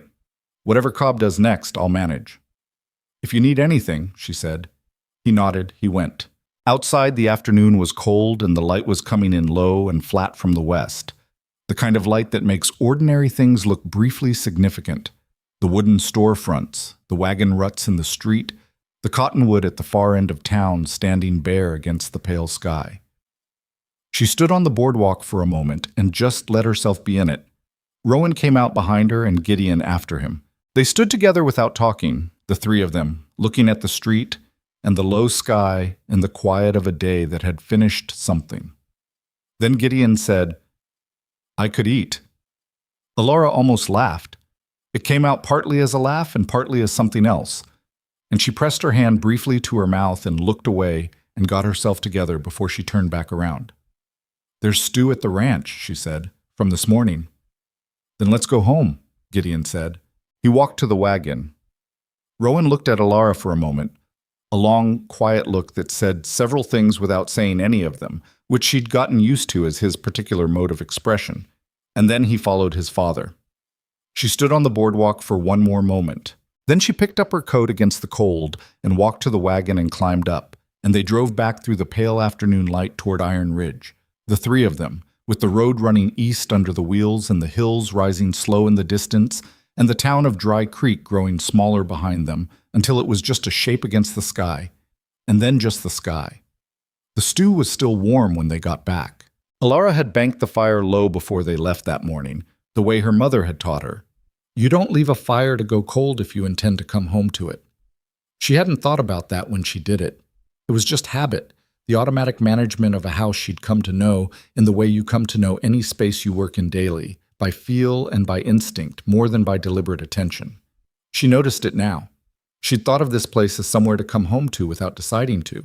She reheated the stew while Rowan unharnessed the horses, and Gideon sat at the kitchen table with his coat still on, moving slowly through the particular tiredness of a man who had spent the day doing more than he'd done in years. He was not visibly diminished by it. If anything, there was something more present in his face than she'd seen before, some quality of having been used properly for the first time in a long while. But he was tired. She could see it in the way he held his shoulders. She set a bowl in front of him without commenting on the coat. He ate slowly. He didn't talk. She worked around him and didn't require conversation, which had been the arrangement between them since that first afternoon in the storage room, and which she suspected suited them both. Rowan came in when his horses were settled and washed his hands at the sink and sat down. For a while, the three of them ate together in the particular silence of people who have been through something and are letting it settle before they try to name it. Then Gideon said, "I'm going to write to Alma Prentice tomorrow. Thank her properly." "That's a good idea," Ilara said. "I should have stayed in contact with her. After Margaret died, He stopped, seemed to decide he didn't need to finish the sentence, which he didn't. "She was a good friend to this family. I let that go." Rowan looked at his father. He didn't say anything. He had gotten quieter since the hearing, in a way that felt different from his usual quiet, less like containment and more like a man reorganizing something internally, fitting pieces into new positions. "She'll be glad to hear from you," Ilara said. Gideon nodded. He finished his stew. He looked at the bowl for a moment, and then he looked up and around the kitchen, at the clean stove, the organized shelves, the curtains that had been washed and rehung in the first week, and were now just part of how the kitchen looked. And something moved through his expression that she didn't try to interpret too specifically. "I'm going to bed," he said. He stood up and picked up his bowl and put it in the basin, which he had never done before. He'd always left things on the table. He did it as if it were unremarkable. "Thank you for supper." "Good night, Gideon," she said. He went down the hall. They heard his door. Rowan and Ilara sat at the table in the quiet of the kitchen, and outside the wind was doing its low thing under the eaves, and the lamp was burning, and the stew pot on the stove was still faintly steaming. "He put his bowl in the basin," Rowan said. "He did." A pause. "He hasn't done that in 4 years." "I know." Rowan looked at the basin and then at the table and then at her. She met his eyes. There was something in the moment that required neither of them to dress it up or assign it more weight than it could carry. Just the fact of it, the small, undeniable fact of a man putting his bowl in a basin and saying good night. "Do you want coffee?" she asked. "Yes," he said. She made coffee. She sat back down. They drank it and didn't talk much, and the fire settled in the stove, and the night pressed quiet against the windows.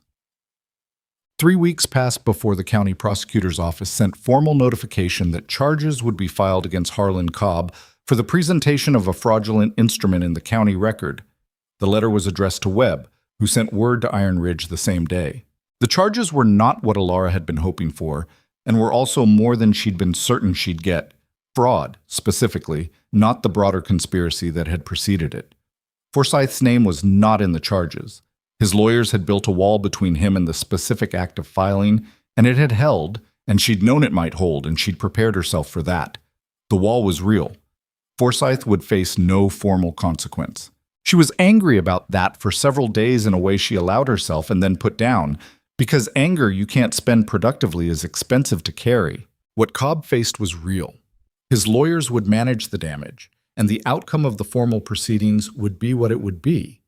But the community record had already been written in the hearing room. people in Dry Creek knew. The kind of knowing that settles into a community's understanding of someone doesn't require a verdict to stick. It requires only the public presentation of clear facts to people who are capable of drawing their own conclusions, and those facts had been presented. Cobb Mercantile continued to operate, but the particular quality of authority that Cobb had moved through the town with was different now. Slightly reduced, like a building that looks the same from the outside, but you know the foundation has been worked on. People still went to his store because it was the only mercantile in Dry Creek. They were just less deferential about it. Ben Cook, as it turned out, was fine. Not because Cobb lacked the inclination to make things difficult for him, but because the hearing had made Cook visible in a way that protected him. He was the man who'd told the truth publicly, and there was a particular shield in that, in a community with a working conscience. People gave him work. Not conspicuously, not as a campaign, just quietly and consistently. It added up. Alma Prentice received Gideon's letter and wrote back within the week. The letters between them continued after that. Elara knew because Gideon mentioned it occasionally, in the offhand way of someone who considers something established rather than remarkable. Thomas wrote again in late spring. She had been expecting it, in the way you expect weather you've seen building on the horizon. The letter arrived on an ordinary Tuesday, and she sat with it at the kitchen table for an hour before she opened it. He knew about the hearing, he knew about the charges against Cobb, and the voided document and the Forsyth letter being read into the public record. He had been in contact with someone in Dry Creek. She didn't know who and didn't try to find out. The letter was longer than his previous one and more desperate in its way, though Thomas's desperation always came dressed as reason. He was a man who could not write, I am afraid, without first writing 4 paragraphs about the unreasonableness of his circumstances. He was afraid the Forsyth connection would find its way back to him. He was afraid that the $200 would be traced. He was afraid that what he had done would become a thing with his name publicly attached to it. He wrote all of this as concern for the family, his wife, his children, the difficulties they would face if his reputation suffered. And she understood that this was real concern, genuinely felt, and also that it was not the same as being sorry for what he'd done to her. He asked her not to pursue it further. He said it gently. He said it as someone asking a favor from someone who owed him something, which told her everything about what the relationship between them had been and remained. She sat with the letter for a long time. Then she wrote back. It took her 3 drafts, which was unusual. She was generally a direct person, and direct people don't usually need 3 drafts. The first 2 kept arriving at sentences she didn't mean or meant too violently to be useful. The 3rd draft said what she actually intended. She told him she wasn't going to pursue anything further, that the case was closed, the document was voided, the record was set, and she had no interest in extending any of it into a pursuit of him. She told him this not because she had forgiven him, she was honest about that, but because she didn't need his consequence to have her own resolution. Those were 2 different things, and she was clear enough about the difference to let his peace sit where it was. Then she told him something she hadn't planned to say until she was writing it. She told him that she'd been afraid her whole life of being the thing he'd always told her she was, a burden, a complication, someone who cost more than she was worth, that she had organized herself around that fear without knowing she was doing it, that coming out here, taking the position with Cobb, the whole arrangement, part of it had been trying to prove him wrong by making herself small enough that she wouldn't cost anyone anything, which was a backward kind of proof. She told him she was done with that particular way of thinking. She was not angry when she wrote this. She was clear, which is different from not being angry. She was still angry, underneath, in the slow-burning way of someone who has been carrying something heavy and has decided to set it down rather than throw it. Setting it down was a different motion than throwing it, and she wanted to be precise about which one she was doing. She did not tell him she hoped he'd think about what he'd done. He already knew what he'd done. People generally do. Whether they think about it is a separate matter that doesn't require her participation. She signed it. Your sister, Elara, and mailed it the next time Rowan went to town. She didn't hear from Thomas again. She had not expected to. Spring came to Iron Ridge gradually, and then all at once, the way it does in that country. Weeks of cold mornings and pale light. And then one day, the air shifted and the grass came up green, and the cottonwoods along the creek put out their small leaves, and the whole world smelled like water, and turned earth and something beginning. Elara planted a kitchen garden. This was not discussed or approved or presented as a plan. She simply noticed the overgrown plot off the east side of the house, the one that had been visible from the road on the day she arrived, and she started clearing it one morning in late March because it was there and needed doing, and she had the knowledge and the tools available. Gideon came out while she was digging and stood watching her for a few minutes. "Margaret always did the garden," he said. "What did she grow?" Elara asked, without stopping. "Beans, tomatoes. She had a particular way with the squash." He was quiet for a moment. "She tried onions one year, and they came up miserable, and she was furious about it." "Onions are stubborn," Elara said. "The soil needs to be just right." That's what she said, more or less. He came and stood at the edge of the plot. "You'll want to turn it deeper on the south end. The drainage is better there. Margaret used to put the tomatoes along that row." She turned toward the south end and dug deeper. He watched for a while, and then he went inside and came back with a second spade. And without making any announcement about it, he started working the other end of the plot. They worked in silence for a while, the two of them, the sound of the spades in the earth, and the birds somewhere in the cottonwoods and the wind coming across the grass warm for the first time that year. "I don't know if I can do the squash like she did," Gideon said at some point. "Tell me how she did it," Elara said. He told her. Some of it was useful information about spacing and watering, and some of it was just the telling, the specific memory of watching someone do a thing and the way that memory has its own separate life from the practical information it contains. She listened to both parts. She asked questions about the useful parts and let the other parts go where they needed to go. By the time Rowan came around the side of the house and found them, they'd cleared half the plot. He stood there for a moment, looking at his father knee-deep in garden work with a spade in his hands and dirt on his coat, and he had an expression she'd seen once before, briefly, in the kitchen, the first week she'd been here. The look of someone recalibrating against the weight they'd been braced to carry. "There's fence work needs doing on the north pasture," he said after a moment. "It'll keep until afternoon," Gideon said, without looking up from his spading. Rowan stood there another second. Then he went and got a third spade from the barn and joined them. The lantern was Rowan's idea. She didn't know he'd been working on it until the evening in early April when he came in from the workshop behind the barn and set it on the kitchen table. It was small, hand-carved wood with a glass panel on 3 sides, sturdy enough to last and plain enough to be honest about what it was. He'd put a hook on the top for hanging. "For the kitchen window," he said. She looked at it. She picked it up and turned it in her hands, feeling the quality of the carving. Not decorative, not showy, just careful and solid, and made with enough attention that you could see someone had cared about getting it right. "When did you make this?" she asked. "Over the last few weeks, when I had time at night." He was looking at the table rather than at her, which was his way when he was saying something he hadn't rehearsed. "I wanted there to be a light in the window, for when I'm coming in late from the pasture, so there's something to ride toward." She held the lantern. This was not, she understood, only about riding in from the pasture. It was also about everything that didn't have simpler words. The fact of her being here.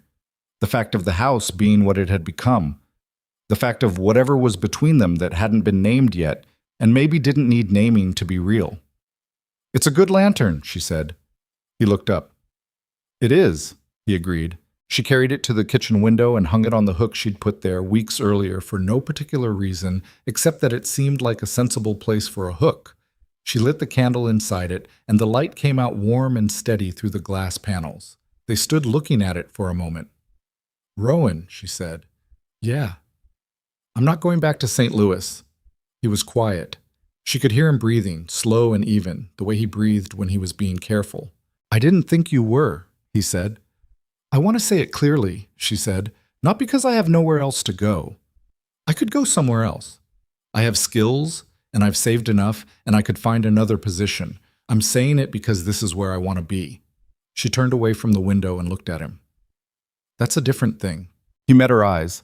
The lantern light was throwing warm shadows across the kitchen, across the clean stove, and the organized shelves, and the table where Gideon had sat down for the first time in 4 years to eat a meal like a person.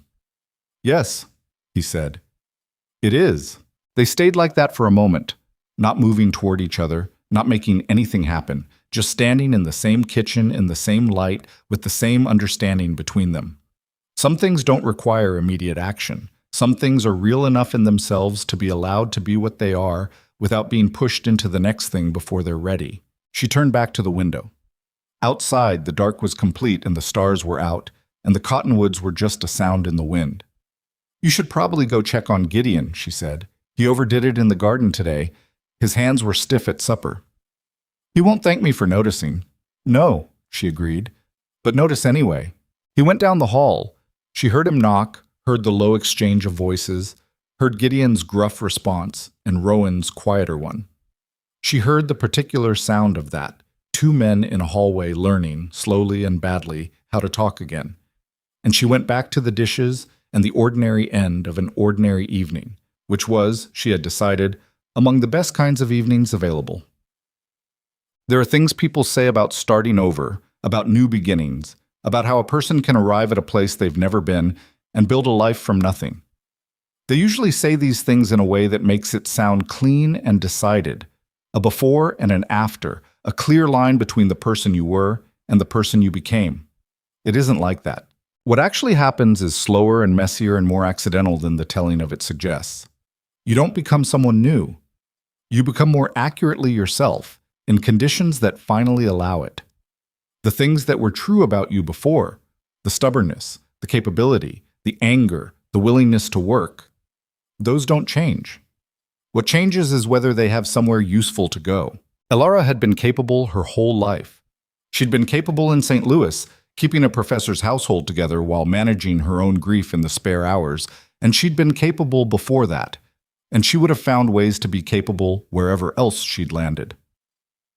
The capability was not the story. The capability was just a fact about her, like her eye color or the specific way she held a knife when she was chopping. What the story was, what she understood now, from the distance of months and the particular clarity that comes from seeing a thing from inside it rather than imagining it from outside, was that she had arrived at Iron Ridge needing a place where her name could mean something, and she had found it. Not because the place was extraordinary, or because the people in it were without fault, or because everything had resolved into the shape she'd have chosen if she'd been drawing the map herself, but because she had worked for it and fought for it and refused to let someone else's assessment of her value be the last word on the subject. The forged signature on that document, the E tilting the wrong way, the loop in the W that she'd never made in her life, had been someone's attempt to write her story for her.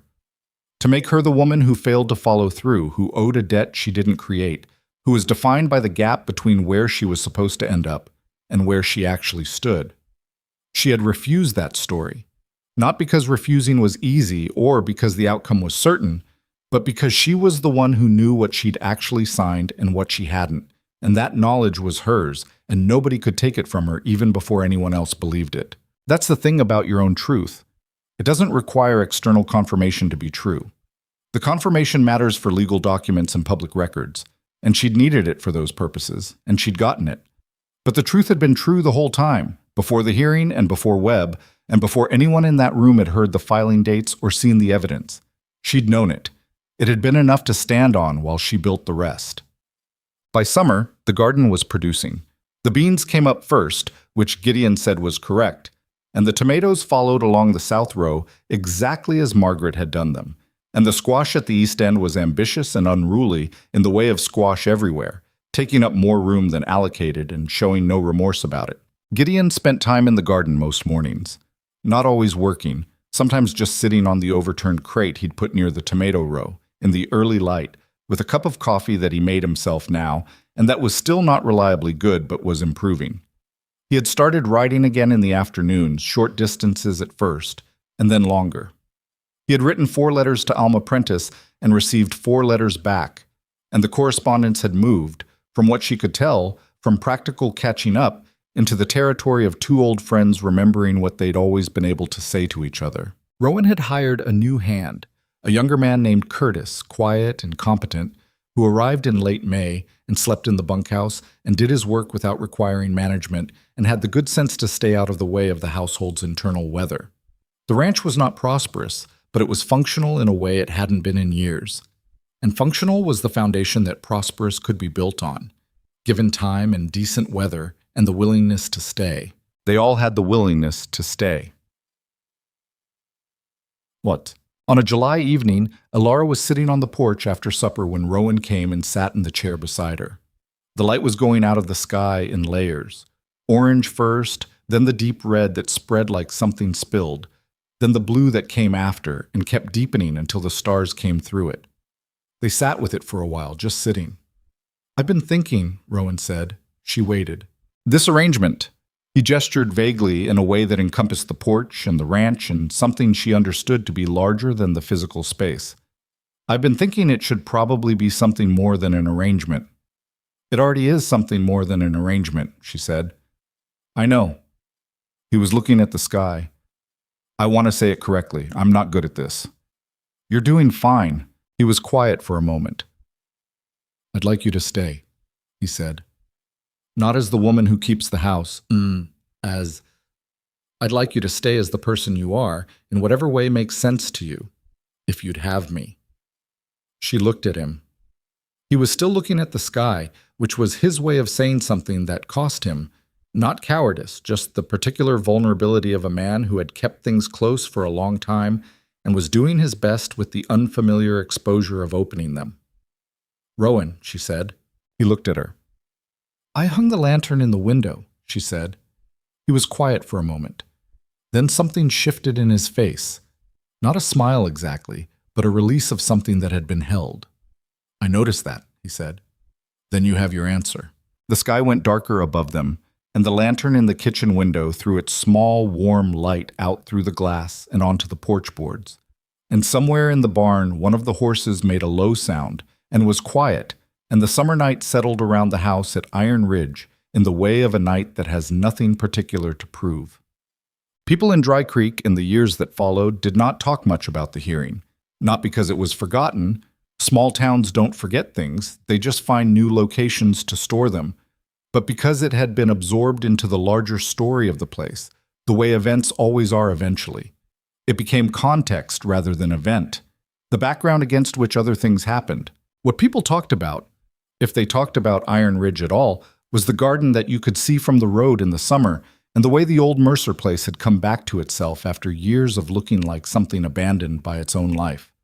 They talked about Gideon Mercer being seen at the feed supply, at the post office, at Alma Prentice's table on occasion, looking like a man who had decided to still be in the world and had made his peace with the decision. They talked about Rowan Mercer's wife, the woman from the East, the woman who'd arrived under complicated circumstances, in the matter-of-fact way of people describing someone they'd accepted into the familiar category of people who belong. Clara Marsh, the bakery woman, sent a jar of good preserves to Iron Ridge the first Christmas. She did it without ceremony and without reference to anything that had previously happened between them, which was the graceful way to do it, and which Elara appreciated. Aldous Webb retired 3 years later and sent a brief note saying it had been one of the cleaner cases he'd worked in his last decade, which she understood was his version of effusive praise. Ben Cook did all right. He built something small and steady for himself, and when he needed a hand now and then, Rowan sent Curtis over, and when Curtis needed something, Cook returned the favor, and that was how things worked when they worked the way they should. Harlan Cobb's case moved through the county system slowly and ended in a fine and a formal censure that cost him less than it should have and more than he'd wanted to pay. He was still operating the mercantile 5 years later, a diminished version of the man he'd been. Not destroyed, not fully accountable, but smaller in the ways that mattered to him. People have a way of knowing more than they can prove, and they remember what they know. Forsyth moved his interests further east eventually. The Valley didn't hear much from him after that. What stays with you, long after a story like this one, is not usually the dramatic part. It's not the hearing room or the evidence or the moment the sheriff said the words that cleared her name. Those things mattered, and she'd needed them, and she would never minimize what it cost to fight for them. But what stays is the kitchen table, Gideon sitting down at it for the first time. The coffee he made badly and kept making until it was better. The garden in the early morning. The lantern in the window on a cold night, throwing its light out into the dark for someone riding in from the far pasture so there would be something to ride toward. What stays is the small and repeated evidence that a place has become yours. Not because someone gave it to you, and not because you conquered it, but because you showed up and did the work and stayed when staying was hard. And over time, the place learned the shape of your presence and made room for it. Elara had come to Dry Creek with 2 bags and $17 and a name she had to fight to keep. She had not gotten the life she came for. She had gotten something that was harder to describe and harder to earn and more actual than the one she'd been promised.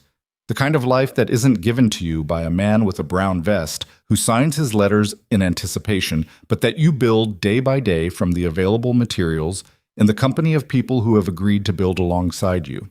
That's not a simple thing. It's not a clean thing. There's grief in it, and anger, and the specific ache of the things that don't resolve, and the people who don't change, and the losses that sit with you long after the story everyone else tells has moved on. But there is also this.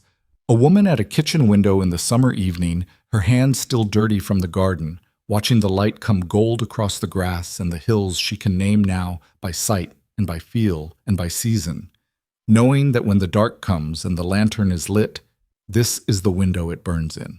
And that's the thing about worth. You can spend a long time letting other people calculate it.